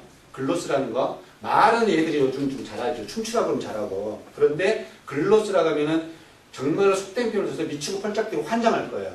아마 저 1500자 못 채울 거예요. 못 채울 겁니다. 그런데 어찌됐든 혼자서 해보도록 격려를 해주실 필요가 있다. 그 다음에 거듭 말씀드립니다. 부모의 시각으로 규정하거나 내리찍지 마세요. 그러니까 아까도 말씀드렸듯이 현재 대한민국 교육 환경상 대학교 입시가 눈앞에 왔다 아른아른 거리실 거예요. 그 다음에 언제나 들리는 이야기는 나무집의 성공사례 들려요. 맞죠? 예, 언제나 들리는 이야기는 나무집의 성공사례 들려요. 나무집 망한 이야기 절대 안 들립니다. 나무집 성공사례 들려서 대학교 입시가 왔다 갔다 하시기 때문에 이것에 맞춰서 내 아이를 밀고 싶으신 욕심이 생기실 거예요. 그런데 그런 결과를 얻고 싶으신 분이라면 지금 이 순간 조금 참으셔야 돼요. 그래야 오히려 그런 결과를 얻으실 수가 있어요. 이건 정말로 부탁을 드리는 겁니다. 그래서 이제 올 겨울방학 때 이렇게 이제 특히 중학교 2학년들은 올 겨울방학 때 하잖아요. 이렇게 하고, 그러면 이제 3학년 되잖아요. 그러면은 여름방학 때 다시 한번, 만약 희망하시는 어머님들 중에서 뭐 애들 모아서 다시 한번, 그때 한 번 더, 이렇게 리파인하는 그런 게 강의를 할 계획을 잡고 있어요. 그때는 아마 이번에는 그룹 코칭 방식으로 진행을 하지만 그때는 아마 1대1이나 많아야 1대2 정도로 진행하지 않겠냐 그렇게 생각합니다. 그래서 이번에 나온 결과물들을 잘 보관하시고 그 다음에 심심하면 꺼내서 읽어보시고 애들하고 이야기 나눠보시고 그러실 필요가 있으세요. 예, 거기까지 부탁드릴게요. 그 다음에 아까 말씀드렸듯이 27쪽이었나요? 이 부분은 그러니까 정말 다른 데서 구하기 어려우신 자료라고 감히 자부합니다. 그래서 이건 꼼꼼하게 잘 보시면 좋을 것 같고요. 제가 여기서 일일이 다 소개 안 드릴게요. 그 다음에 아까 말씀드렸던 것처럼 맨 끝에 표로, 그러니까 주관적인 게 점수로 바뀌는 부분, 그 부분이 의미가 있다고 그랬어요. 그러니까 그 항목들을 자세히 읽어보시면, 학교 입장에서 학생들을 어떻게 바라보고 점수로 바꾸는구나. 이 원리가 나와 있는 내용입니다. 거기까지 설명을 지금 제가 자세히 못 드리면 안타깝게 생각하면서 꼭 읽어보시기를 간곡히 부탁을 드립니다. 그 부분. 예. 그래서 지금 아까 이제 말씀을 드렸잖아요. 그러니까 앞으로 4번 아이들, 그러니까 총 5번 동안 진행하면서 첫 번째만 강의식으로, 지금처럼 강의식으로 진행될 거고, 그 다음에 2번째부터 6번째까지, 4번은 5번째까지, 4번은 아이들을 코칭 방식으로 진행할 텐데, 그 방식이 어떤 건지 어머님들 입장에서는 상상이 안 되실 거예요. 그러시죠? 도대체 어떻게 진행할 건지. 제가 아까 4번의 큰 골격은 말씀드렸지만, 도대체 어떻게 할 것인지 상상이 잘 안 가실 것 같아서 그걸 제가 실제로 시연을 보여드릴게요. 이게 어머님들 중에서 한 분을 모셔서 실제로. 그래서 원래는 2분을 모셔서 15분씩 총 30분 정도 하려고 했는데 지금 시간 관계상 2분을 다 못 할 것 같고요. 한 분만. 여기 현재 직장에 다니시는 분 계세요 혹시? 어머님? 직장에 다니세요? 잘 되네. 어머님이 좀 이렇게 좀 저랑 이야기를 좀 나눠주시겠어요? 괜찮아요. 어머님 박수로 모시겠습니다. 조금만 앞으로 좀 나와주실까요? 너무 얘기하시고요.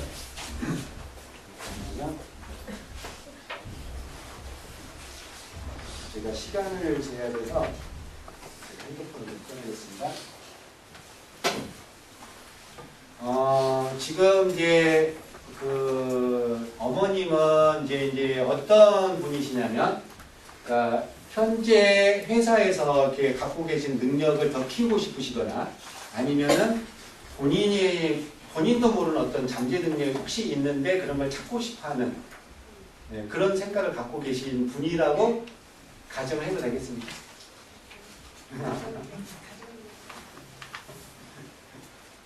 잠깐만요. 예. 그냥 편하게 앉으셔도 돼요. 제가 어머님이랑 대화를 좀 나눌 거거든요. 그래서 이 대화 과정 중에서 그러니까 이 어머님의 생각의 흐름을 들어주세요. 생각의 흐름을. 예.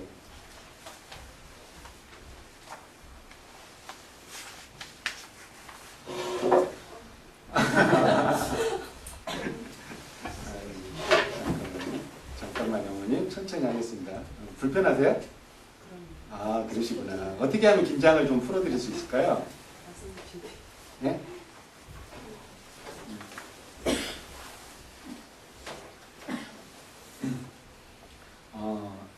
그럼 제가 이제 학생이라고 아니요, 그냥 아니요. 학생 아니요. 예. 지금부터 이렇게 저랑 한 15분 정도 이렇게 짧게 이야기를 나눌 건데요. 지금 이렇게 나눌 이야기는 그러니까 한국 코치협회 윤리 기준에서 모든 내용이 다 비밀이 보장되니까 편하게 말씀하시면 될 것 같아요. 그 다음에 이제 지금 여기 노란색 옐로우 커튼 이렇게 쳐져 있거든요. 그래서 너무 이렇게 의식하지 마시고 이렇게 편안하게 말씀하시면 될 것 같습니다. 혹시 최근에 뭐 그 즐겁거나 재미있으신 일 없으셨나요? 최근에요? 네. 최근에 즐거웠던 거? 네. 일단 저희 애가 네. 일단 저희 애는 저와 같이 내성적이어서 앞에 나가서 하는 걸 별로 좋아하지 않아요. 그렇지만 자기의 능력에 따라 이게 쓰는 걸로 해서 확대해서 발탁이 돼서 거기서 자기가 원하는 대로 다른 친구들은 앞에 나가서 리더하지만 자기 리더하지 못한 그 나름대로의 자기의 능력을 키워서 거기를 다시 뽑혀서 자기 열심히 글을 쓸 수 있는 학교의 교내에서 발달되었을 때 저희 애도 앞에 나가서 할 수는 없지만 자기 나름대로의 자기 능력을 발휘할 수 있는 거를 찾았을 때 괜찮구나 이런 것도 찾을 수 있다는 거 자기 그런 것도 했을 때 기뻤고요. 두 번째로는 일단은 뭐라고 얘기해야 되지? 일단 개인적으로 개인적으로 이제 회사에서 또 나름대로의 여러 사람들과를 만나잖아요. 새로운 사람 만났을 때 저의 마음을 다른 사람하고 얘기하기는 되게 쉽진 않아요. 새로운 사람 만난다 여러 사람들이 많잖아요. 사람들이 많은데 그렇죠. 자기 마음을 표현할 수 있다 이렇게 새로운 사람 만난다는 건 쉽진 않거든요. 그렇죠. 그런 사람하고 만났을 때 내 마음을 이렇게 표현할 수 있구나. 내 마음을 정말로 이 사람한테 얘기할 수 있는 사람이 생겼구나 했을 때 그때가 두 번째로 좋았어요. 와, 일주일 사이에 그렇게 기분 좋은 일이 두 가지나 있으셨네요. 일주일 사이는 아니고요. 네. 요 근래. 요 근래. 그러면 제가 두 번째 그 자랑하신 부분에 대해서 관심이 생기는데 구체적으로 어떤 내용에 대해 조금 예를 들어줄 수 있으신가요? 일단은 회사에서 만약 안 좋은 일이 많은데 그거를 표현하기는 어려워요. 네, 그렇죠. 상사가 얘기, 밑에 사람하고 얘기. 그렇죠. 그렇다고 내가 이 사람한테 화를 낼 수 있는 것도 아니고 없는 것도 아니고 근데 그거를 내 마음속에 꾹꾹 담아둘 수는 없어요. 그렇죠. 여자이기 때문에 말을 해야지 조금씩 풀어줘요. 이게 아줌마들은요. 네. 그러니까 그 얘기를 남 모르게 할 수 있다는 거는 되게 어렵거든요. 근데 그 상대방이 정말로 이 사람이 내 말을 다른 사람한테 옮기지 않겠다는 그렇게 그런 마음이 들었을 때 그 사람한테 얘기했을 때 마음이 편해지고 힘들었던 게 좀 누그러지고 그렇게 되거든요. 구체적으로 어떻게 사용하셨나요? 어떤 대우를 하셨나요? 어떻게 사용했냐고요? 일단은 차를 마시면서 차를 마시면서 차를 마시면서 네. 차를 마시면서 일단은 조금 안 좋은 말로 이제 예를 들어서 내 경우에는 안 좋은 얘기를 이 얘기에서 안 좋았다. 그랬을 때 상대방에서 그 사람하고 이제 동등한 입장이 됐을 때 얘기를 해준다든가 내 입장에서는 이렇게 산다던가를 얘기를 해주시겠죠. 그랬을 때 나와 일치되는 얘기 들었을 때 기분이 좋아지거나 그렇지 않으면 내가 잘못된 점을 그 사람들이 꼬집어 줬을 때 그럴 때는 기분이 조금 나아졌어요. 그때보다는. 그러니까 동감을 확인했거나 동감을 아니면은 그쵸. 객관화됐을 때, 네, 그렇죠. 그럴 때 기분이 좋아지셨군요. 네. 그때 그런 대화 과정을 통해서 네. 이렇게 얻으신 교훈이 있다면 어떤 거세요? 좋은요. 네.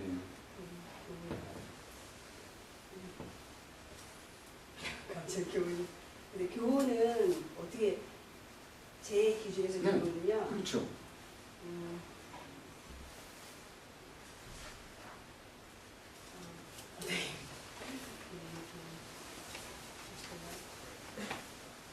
제가 그 사람한테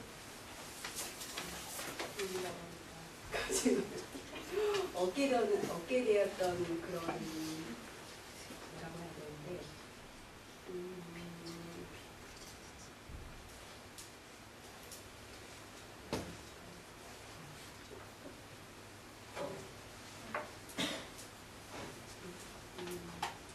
일단 남을 먼저 배려하는 마음을 더 많이 가져야겠다는 네. 그런 생각이 좀 들고 네. 그리고 또 하나는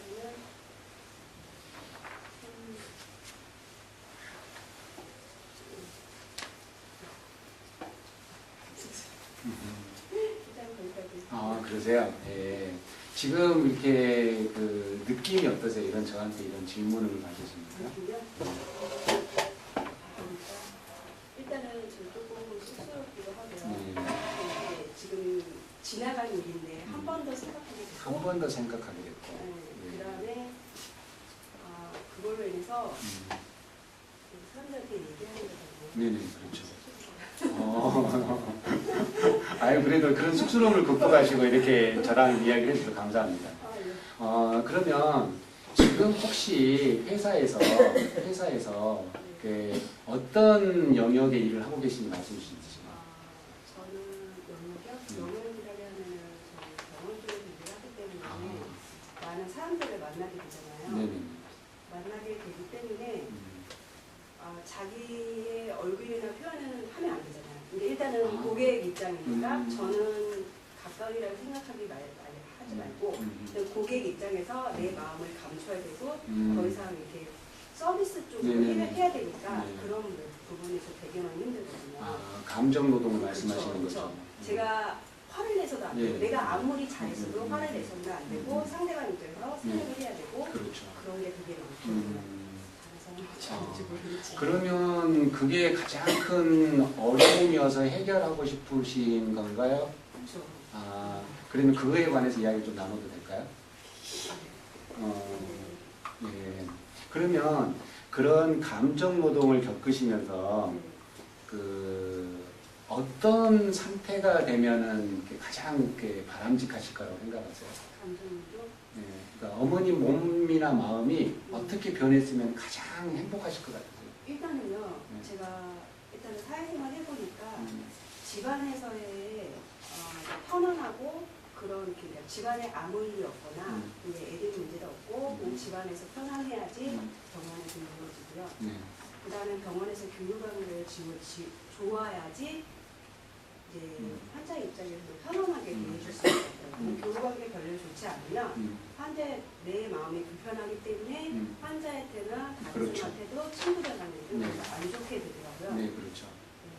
네. 그래서 가장 이상적으로 생각하신 모습은 어떤 본인의 본인 이상적인 모습? 네. 이상적인 모습이요. 제가 지금 아까 전에도 하지만은 제가 여기를 통해서 얻게 되는 거를 얘기했을 때하고 지금 이상적인 모습이라고 깊이 생각을 안 해봤어요.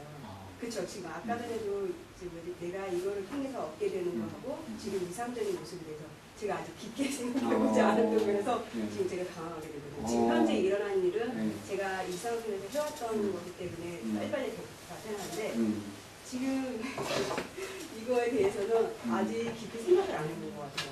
지금 국가를 제압하기에는 저도 한번 생각을 해봐야 되겠다는 예. 거거든요. 지금 사회생활을 어느 정도 해왔지만 내가 진짜로 이상적인 모습이 어떤 걸까 그거는 생각을 아직 안 해봤어요. 그러면 지금 이게 그냥 상상으로라도 그냥 가볍게 여기서 그냥 만화 그리듯이 그냥 가볍게 그 어머님이 그 병원하는 환자 고객들을 상대하실 때 어머니 마음도 편하고 몸도 편하고 이제 그런 상태가 되시려면 어떤 상태가 되면은 그렇게 되실 것 같으세요? 네, 어떻게 되면 이제 뭐 바라는 거라든지 하여튼 그냥 편하게 만화 그리듯이 그냥 뭐 이렇게 날아가도 괜찮잖아요.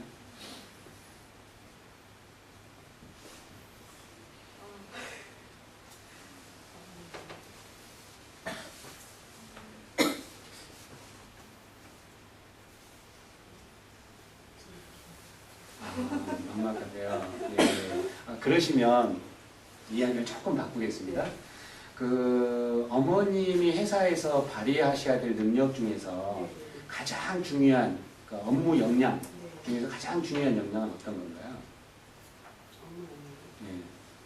내가 그러니까 제가 A라는 거에 대해서 공부를 하고 있는데 그거에 대해 A 플러스를 더 공부를 해야 돼요. 그럼 제가 모자라는 부분을 더 채우기 위해서 더 많은 공부를 해야 되는데 그걸 못했을 때 학습 능력이 가장 중요한 역량이신가요? 그렇죠. 그러면 굉장히 그 병원에서 중요한 일을 하시나 봐요. 그렇진 않아요. 아니에요. 그렇진 않습니다. 그러면 그것에 대한 어머님 스스로 학습 능력에 대해서 어머님 스스로 판단하실 때 예를 들어서 가장 높을 때가 10이다. 가장 안 될 때가 0이다. 그러면 현재 어머님 학습 능력은 어느 정도로 표현하실 수 있나요? 지금요? 제가 처음에 초창기에 제가 회사에 들어갈 때는 10이라고 봤는데요. 저는 지금 70 정도라고 생각을 하거든요. 100이 되려면 아직도 더 많이 노력을 해야 된다고 생각을 하거든요. 왜냐면 아무리 새로운 용어도 되게 많아지만 그래서 그것을 위해서 공부를 하고 있지만 더 많이 부족해야 된다고 생각합니다. 그러면 저랑 있다가 대화가 끝났을 때 그러니까 그 목표가 현재 70인데 그 숫자가 어느 정도로 목표를 잡으셨으면 그러니까 조금 더 집에 돌아가실 때 의욕이 솟으실 것 같으세요? 지금도 글쎄요. 저는 제 목표는 100이지만 아니 10이지만 제가 그것까지 하려면 10이 되려면 되게 많은 그렇죠. 예. 한 8 정도 8 정도. 예. 현실적으로 8 정도 잡는 게 그 조금 부담이 덜할 것 같아요. 마음의 부담이. 그렇죠. 예. 제 마음도 부담이 되고 그걸 위해서 제가 이만큼 생각했는데 그걸 달성할 때 실망감도 덜하지 않아요. 그렇죠. 예. 더 나아가서 달성했을 때 성취감도 더 클 거 아니에요. 그렇죠. 예. 그러시면 그 지금 7에서 8만큼 8만큼 해보기 위해서 뭘 해보고 싶다는 생각이 드세요? 뭘 해보고 싶은데?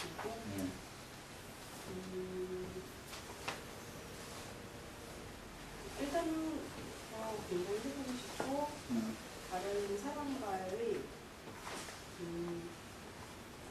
대화를 더 많이 해야 돼요. 공부, 대화, 예, 또요.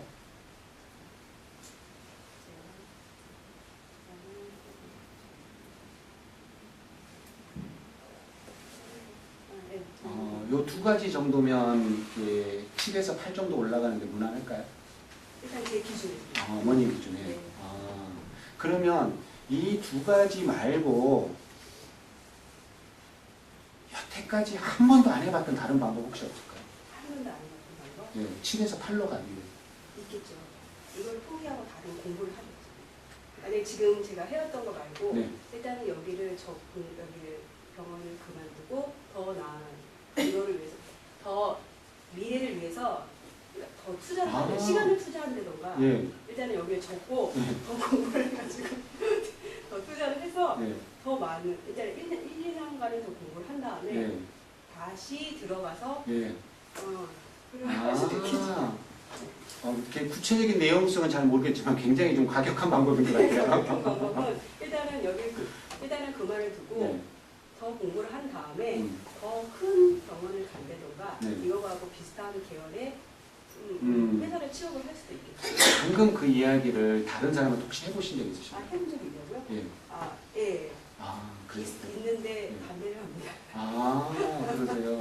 아빠 입장에서는 아, 이제는 너무 아까분한테. 나이가 아까분. 많은데 예, 이제 와서 예, 한다는 거는 예. 그러면 일단 방금 저한테 한 번도 해보지 않는 독특한 방법이라 말씀하셨을 때 네. 그때 기분은 어떠셨어요? 아, 그런 거? 어떤 네, 부분이요? 일단 제 마음을 보여드렸으니까 일단은 내 마음을 다른 데 들킨 거잖아요. 네, 네. 그래서 아, 쑥스러우시군요. 그쵸. 일단 제 마음을 이렇게 음. 새로운 사람을 허용하고 네, 싶지 않잖아요. 그렇죠. 그러니까 그렇죠. 이제 오픈한 네. 거예요. 일단은 나에 대해서 알게 되는 거 조금 더 새로운 사람, 예, 예, 예. 새로운 사람을 예. 내 마음을 그거 말고 다른 느낌 혹시 없으신가요? 다른 느낌? 네. 다시 한번 생각해보는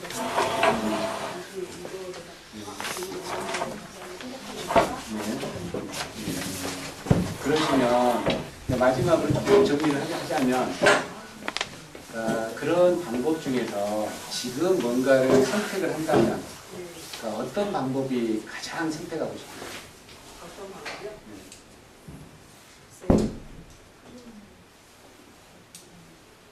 그냥 열심히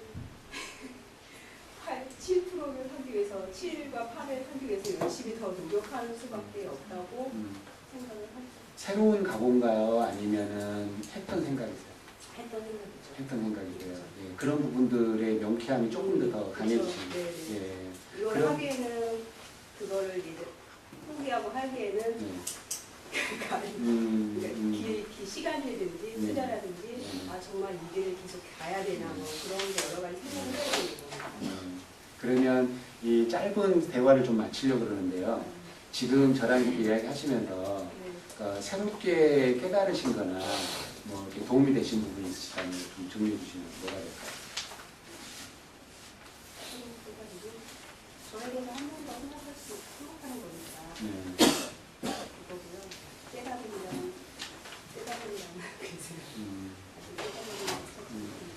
예. 그러면 오늘 이렇게 이 자리를 딱 나가시면 본인한테 아까 그런 시도, 노력을 더 해봐야 돼. 평상시에 생각하시는 노력을 조금 더 명확하게 하셔야 되겠다 이렇게 하셨잖아요. 본인한테 용기를 주는 말 한마디를 만드신다면. 나는 할 수 있어. 나는 할 수 있어. 아, 예, 감사합니다. 오늘 짧은 대화를 여기서 마치고 어머님한테 충분한 그런 용기와 그 다음에 전망이 있을 거라고 생각을 합니다. 예, 이야기 같이 해주셔서 감사합니다. 예.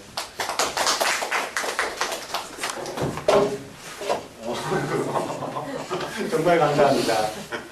예, 쉬운 이야기가 아닌데 어떠셨어요? 이렇게 들으시기에? 아니 어머니 말 조금 더 제가 한 번 더 여쭤보고요. 어머님은 다른 분들 어머니 들으실 때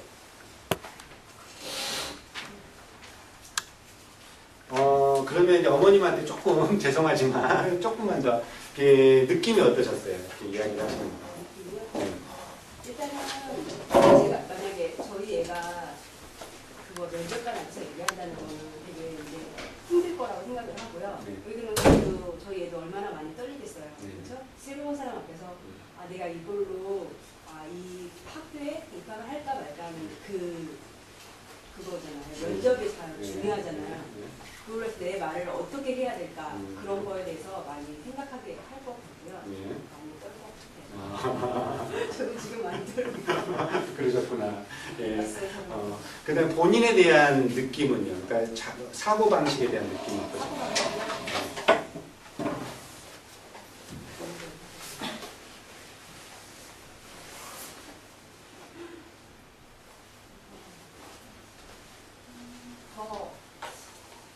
다른 사람을 더 넓게 본다는 건가?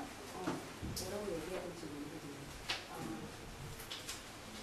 그 다음에 제가 좀 지적을 좀 할게요. 아니, 지적이라기보다 제 느낌을 좀 말씀드릴게요.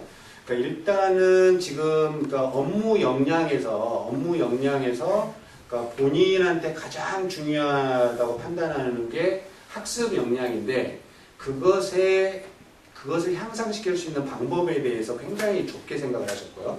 좋게 생각을 하셨고, 그 다음에 현재 업무가 그러니까 감정 노동을 베이스로 하는 업무인데 거기에서 그러니까 타인을 배려하는 것만 이렇게 온통 머릿속을 차지하고 계시고 나를 어떻게 관리하고 키울 건가, 나를 어떻게 읽고 내가 먼저 나를 어떻게 읽고 나를 관리하고 나를 키울 건가, 이 부분에 대한 고려는 없으신 거예요 지금. 그래서 아마 시간이 짧아서 그랬는데 만약에 조금 더 깊게 이야기를 하면은 지금 어머니 마음속에서 갖고 계신 상처들이 이루 말할 수 없이 많으실 것 같아요. 그 부분을 이렇게 안티프라민 바르듯이 후시딘 바르듯이 조금이라도 발라서 완화를 시켜주셔야 다른 일상생활에서도 조금 더 여유가 더 있으실 것 같다는 느낌을 받았거든요. 그 다음에 학습 역량을 향상시키고자 질문을 드렸을 때 두 가지 방법밖에 상상을 못 하겠어요. 이런 것들이 이제 어른이나 아이나 다 마찬가지거든요. 일반적으로. 그런데 여기서 지금 이제 조금 더 이야기를 더 이렇게 제가 질문을 드린다면, 그러니까 사람들이 만화를 그리듯이 더 그려도 괜찮아요. 그래가지고 그것의 현실성을 좁혀나갈 수 있으면 되는 거거든요. 자, 이 정도로 하겠습니다. 그래서 다시 현실로 돌아와서 제가 애들을 만날 때, 그러니까 지금 반이 지금 대략 어느 정도 편성이 되는 걸로 제가 알고 있는데, 그랬을 때 방금처럼 이런 식으로 아이들한테 물어볼 거예요. 그러니까 어머님 질문 받을 때 느낌이 그러니까 뭔가 대답을 꼭 해야만 될 것 같았죠? 예, 이게 가장 중요한 원리예요. 사람이라는 게 질문을 받으면 대답을 하는 생각을 하게 돼요. 그런데 그러니까 이제 초등학생이나 중학생, 초등학생이 약간 다른데 중학생이나 고등학생들은 대답해본 경험도 별로 없어요. 그래서 어떻게 말하냐면 모르겠어요. 생각 안 해봤는데요. 이러거든요. 그러면 그것들을 부드럽게 만들어서 돌려줘서 끄집어내는 게 제 역할입니다. 그러니까 지금 아까 제가 이렇게 미리 오신 어머니들 몇 분한테 여쭤봐서 중2병 어떻게 겪고 계시냐고 여쭤봤잖아요. 근데 중2병의 대표적인 사례가 그런 거잖아요. 몰라 뭐 이런 거잖아요. 상관하지 마, 건들지 마, 나는 내버려둬 뭐 이런 거잖아요. 그런 거잖아요.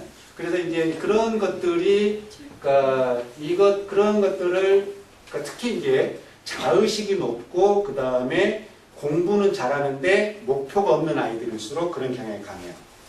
그러니까 목표에 대한 목적의식이나 경향의식이 강하면 그런 것들에 관한 상상력이 있다라는 거거든요. 그래서 아이들이 말을 잘하게 되는데 공부는 잘하고 자의식은 높은데 자존감하고 약간 달라요. 그 다음에 자유능감하고도 약간 또 다릅니다. 이 자의식이라는 게.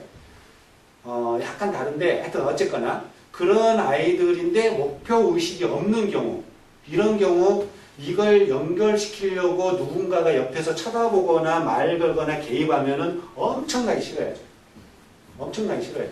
그래서 이런 부분들을 완화시키는 게 제가 역할이고, 그 다음에 저 개인적으로는 아까도 원장님도 잠깐 말씀하신 고등학교 3학년부터 이런 경험들을 많이 가지고 있어서 아이들을 그러니까 4번에 걸쳐서 총 5번에 걸쳐서 아이들을 최소한 그런 생각을 갖고 그런 생각을 어설프나마 글로 정리할 수 있는 걸 목표로 삼겠다, 이렇게 말씀을 드릴 수 있습니다. 자, 지금 10분 정도 남았는데 아까 제가 설명드렸던 그러니까 입시에 관한 내용이든 아니면 지도 방식에 관한 내용이든 질문 있으면 지금부터 Q&A를 받겠습니다.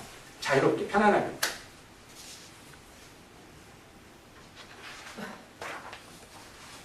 이 고요는 제가 완벽했다는 뜻이죠?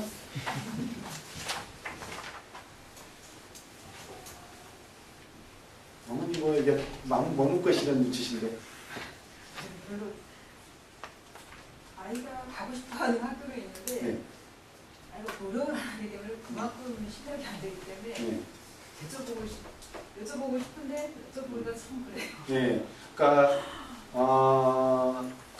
이런 거죠. 그러니까 이제 그 핵심 단어는 뭐냐면 어머님 질문을 핵심 단어 바꾸면 자발성, 동기부여 이거죠. 예, 이게 이제 많은 부모님들의 고민이에요. 많은 부모님들의 고민입니다.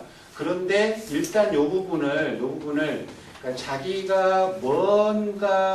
자기가 자기는 어떤 사람이고 자기는 뭘 원하는지 자신의 느낌과 욕구를 자각하게 된다면 그런 길에 대해서 뭔가 희미할지라도 그런 느낌과 욕구를 자각하게 된다면 그런 그 목표에 대해서 조금이라도 연결성을 갖게 되거든요. 그래서 어머님 같은 경우는 그러니까 이번에 그 자기소개서가 외형적으로 목표가 외고국적 자사고 뭐 이런 거지만 그러니까 자기 원하는 거 찾아보는 기간으로 삼으셔도 만약 괜찮으시다면 꼭 보내세요. 정말로 제가 그런 부분에 관해서는 그러니까 애들 30명 앉혀놓고도 6시간 강의하고 그러거든요. 그런 거에 관해서는. 그러니까 자기 자극이 필요한데 네. 아이가 노력을 전혀 하지 않기 때문에 엄마가 하는 말은 네. 그 부분에서 이야기를 해주면은 엄마가 하는 말은 항상 잔소리밖에 안 되는 그렇죠. 상황이잖아요. 그렇죠. 그렇기 때문에 엄마가 하는 말은 알고 있는 게 한계점이 있기 때문에 네. 똑같은 이야기를 계속 반복을 하기 때문에 아이는 그렇죠. 엄마는 이제 또 시작을 예, 이런 그렇죠. 식으로 이제 보내는 거예요. 예, 그렇죠. 지금 이야기를 하다가 이제 중단을 하게 되고 네가 알아서 해 예. 이렇게 보니까 예, 그렇죠. 예, 맞습니다. 그게 이제 현실적인 모습이죠. 보통 거실이나 부엌에서 일어나는 일반적인 모습인데, 그랬을 때, 그러니까 그런 아이들한테 어머님은 뭔가 기회를 제공하고 싶으신 거잖아요. 예, 예. 그래서 지금 이런 경우에, 그러니까 꼭 국제고 외고 뭐 이런 데가 목표가 아니더라도 그런 부분에 대해서 아이가 스스로 느낄 수 있게 하는 기회를 제공하고 싶다 그러시면 보낼 거예요. 예, 도움이 아마 되실 거라고 감히 자부를 합니다. 감히. 그 다음에 조금 뭐랄까 도움 말씀 드리자면 지금 그 아이가 외동이세요 아니면 위아래가 있으세요? 밑으로 동생이 있어요. 밑으로 동생이 있으세요. 그러면 앞으로도 이제 그 밑에 동생까지 이제 키우셔야 되잖아요. 그러면은 그 아까 어머님은 지금 직장 다니 조금 이렇게 힘드실지 모르겠는데 이렇게 여기 계신 어머님들한테 보내드리고 싶은 게 만약에 전업주부이시라면 조금 시간을 내셔서 힘드실지라도 시간을 내셔서 비폭력 대화라는 게 있습니다. 비폭력 대화라는 게 있는데 그걸 한번 공부를 해보셔서 대화하는 방법을 익히시면 지금 사춘기 자녀들을 품고 같이 성장하는데 어마어마하게 도움이 되실 거예요. 그래서 비폭력 대화를 조금 공부하시면 그러니까 제가 커리큘럼을 말씀드리는 거예요. 그러니까 어머님들한테 보통 어머님들한테 많이 보내드리는 게 비폭력 대화하고 감정 코칭인데 그러니까 비폭력 대화를 먼저 배우시는 게 조금 나으실 거고 비폭력 대화를 배우시다 보면 왜 감정 코칭을 공부하는 게 필요하고 감정 코칭은 쉽게 갈 수 있다 이런 부분들 아마 이해하실 거예요. 원하시면 원장님한테 막 압력을 주시면은 그 강좌를 제가 여기서 개설할 수도 있습니다. 예. 뭐 다른 질문이요 또? 예. 조금 빠른 시기에 온 것 같은 제 초등학교 6학년이거든요. 예, 잘 오셨어요. 잘 오셨어요. 예. 근데 지금 이걸 보니까 자소서도 보고 하니까 지금쯤이면 초등학교 6학년 되면 미래의 자기 직업이나 이렇게 꿈이 이미 조금 결정이 돼 있어야 되는 상태인 것 같거든요. 네. 근데 아직은 저도 그러고 저희 아이도 그러고 앞으로 뭐가 됐으면 좋겠는지 되게 이렇게 왔다 갔다 하는 그런 면이 나는데 그게 정상인가요? 예. 많은 분들이 갖고 계는 질문이죠. 예, 이야기를 뒤집겠습니다. 당황하지 마세요. 지금부터 제가 드린 질문에 당황하지 마세요. 그냥 평범하게 이렇게 편안한 자리니까 예, 저희들 오늘 이렇게 그 내면까지 보여주는 어머님도 계시는데 이렇게 편안하게 이야기를 좀 이렇게 들어주세요. 자, 어머님 지금 현재 그러니까 예를 들면은 그러니까 30대 초반이라고 보고요, 어머니. 지금 31이시죠? 예, 그렇게 보여요. 예, 그러면 그러니까 대한민국 지금 현재 평균 수명이 85세 정도 보거든요. 85세. 그러면 앞으로 50년을 이렇게 더 사시래요. 50년 이상을. 뭐 하고 살고 싶으세요? 예, 그러시죠. 그러시죠. 그러면은 조금 더 고급스러운 질문을 던질게요. 나머지 50년 동안 인생의 목표가 뭐세요? 계획하고 있는 건 있거든요. 예. 제가 이제 저도 직업을 가지고 있는데 직업 쪽으로 조금 더 공부를 해가지고 조금 더 발전된 쪽으로 하고 싶어서 공부를 지금 하고 있는 중이긴 해요. 아주 훌륭하십니다. 예, 예. 그러면 네. 어머님이 초등학교 6학년 때로 좀 돌아가 볼게요. 네. 어머님이 초등학교 6학년 때 어떠셨어요? 저 6학년 꿈은 있었어요. 아, 어떤 꿈이 있으셨어요? 저뭐 국어 선생님이나 뭐 그런 쪽으로. 네. 근데 지금하고 격차는 있으시죠? 네, 있죠. 예. 그 과정에서 어느 정도의 몇 번 정도의 굴곡을 겪으셨나요? 뭐 중학교 다 먹었고 고등학교 네, 그 대학교 예. 들고 지금 저랑 그렇게 말씀하시면서 이 순간에 네. 지금 여기 이 순간에서 네. 지금 그 6학년짜리 아이를 바라보시면 어떻게 되세요? 근데 이게 자소서 이렇게 드러나야 된다니까 막막해서 뭐 아니 그거 상관하지 마시고 지금 어머님의 자제분을 딱 바라보시면 어떤 느낌이 드세요? 많이 겪어야 되겠네요. 예, 그렇죠. 네. 예, 예, 예. 지금 제가 무슨 이야기를 하고 싶은지 이해 가시나요? 네네. 예, 이해 가시죠? 예. 그래서 그러니까 실제로는 그러니까 이제 그 진로지도 청소년 진로지도라는 관점에서 초등학교 6학년 정도에서 중학교 한 2, 3학년 정도까지는 탐색이라고 그래요. 탐색. 그러니까 여기저기 두들겨 보는 거. 여기저기 두들겨 보는 거. 그 정도로 있으면 되는데 그런데 이제 만약에 혹시 아이가 그러니까 공부를 하다 그 사이에 그러니까 국가 과정 의무교육으로 공부를 하잖아요. 공부를 하다가 수학이나 과학에 특별하게 재능을 지닌 애들이 있어요. 정말로. 그 다음에 음악이나 미술 쪽에 정말 특별한 재능을 지닌 애들이 있어요. 그런 애들 같은 경우는 방향을 좀 일찍 잡는 게 바람직해요. 그러니까 공부를 하다 보면 그러니까 수학이나 과학에 정말 유달리라는 표현을 쓸게요. 유달리 재능을 보이는 애들이 있어요. 그러니까 예를 들면은 음악 쪽에서 바이올린 같은 경우는 보통은 다중진에서 뭐라고 이야기냐면 9살 이전에 결정난다라고 해요.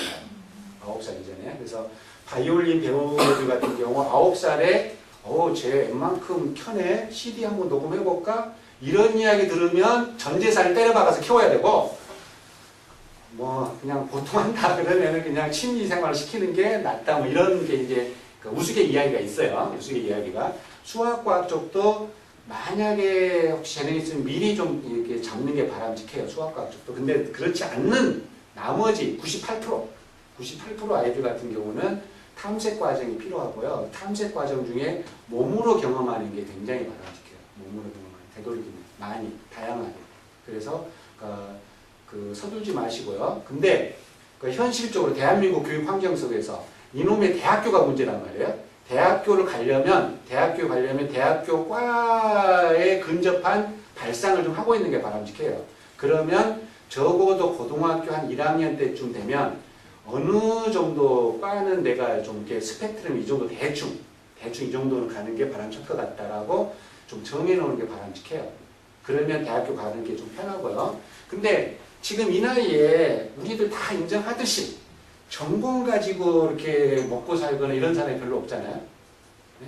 그 다음에 어른 돼가지고 전공은 내가 정말로 좋아서 확실히 했어요. 그럼에도 불구하고 나중에 어른 돼가지고도 바뀔 수 있잖아요. 또 전혀 엉뚱한 삶을 살고 있는 사람도 있고 어떤 사람은 제가 최근에 인상적인 사람은 그 MBC 그 기자하다가 지금은 스피커 만들어가지고 아주 떼돈을 벌고 있는 사람이 있던데 네? 수제 스피커 만들어가지고 예를 들면 그렇게 바뀐단 말이에요. 예를 들면 그래서 그 아이들을 바라볼 때 부모 입장에서 아이를 인정해주고 굉장히 어렵습니다. 아이를 주체적으로 인정한다는 게 보통 훈련받으면 이게 훈련받지 않는 이상 이게 잘 안 되는 이야기입니다. 아이를 나하고 다른 삶을 살고 있는 나는 내 삶을 살고 아이는 아이 삶을 살고 그래서 분리된 독립된 인격체로서 대하는 것 이게 굉장히 중요하고요. 그렇게 되면은 뭐가 나타나냐면 기다릴 수가 있어요. 기다릴 수가 있어요. 기다려주면 대부분은 최소한 미니멈을 기다려주면 어떤 현상이 나타나냐면 미니멈으로 사회적인 보통 기준에서 봤을 때 나쁜 쪽으로는 절대 안 빠져요. 그러니까 뭐 기다렸을 때 뭐 정말로 막 잘 될 거다 이런 것까지 장담 못하지만 확실하게 장담할 수 있는 건 그 사회가 가지고 있는 보통의 도덕 기준에 의해서 나쁜 쪽으로 절대 안 빠진다는 거죠. 기다려주는 이 정도의 안전장치는 하실 수가 있고요. 너무 이야기가 조금 옆으로 샜네요. 네. 또 뭐 다른 입시에 관해서 질문 없으세요? 너무 완벽했나요?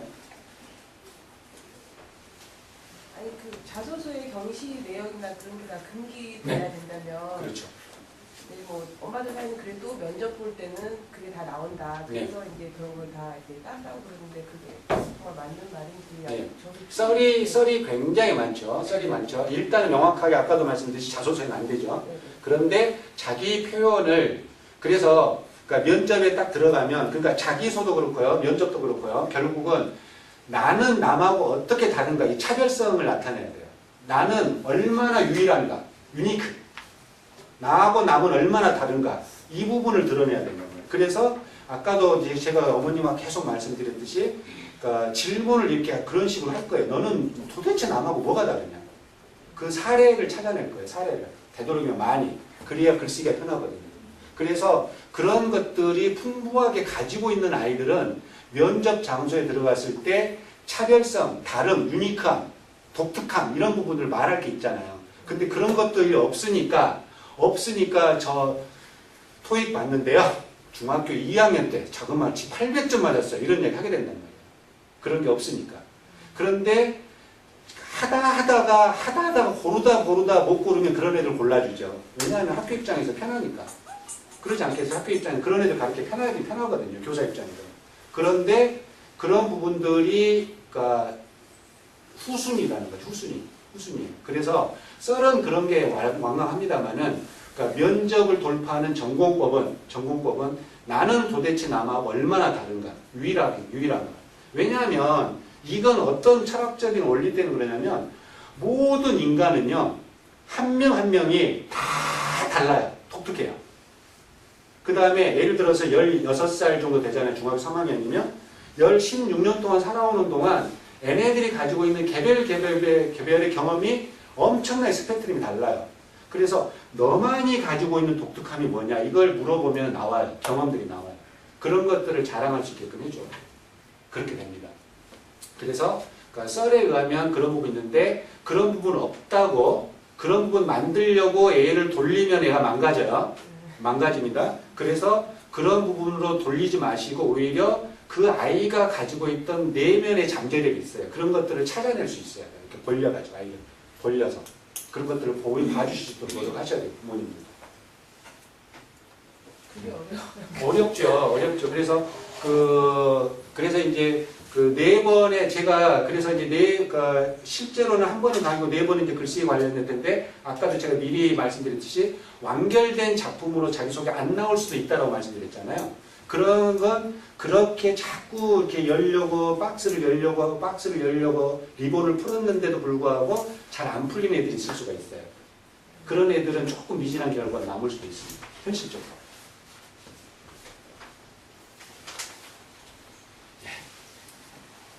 더 없으신 거라고 믿어도 될까요? 어머님 혹시 뭐 물어보고 싶은 거 없으세요? 말씀이셨는데. 예, 그러면은 제 이야기는 여기서 마치고요. 원장님께서 조금 더 마무리를 저는 여기서 마치겠습니다. 제 이야기 좀 감사합니다. 여기서 마치겠습니다.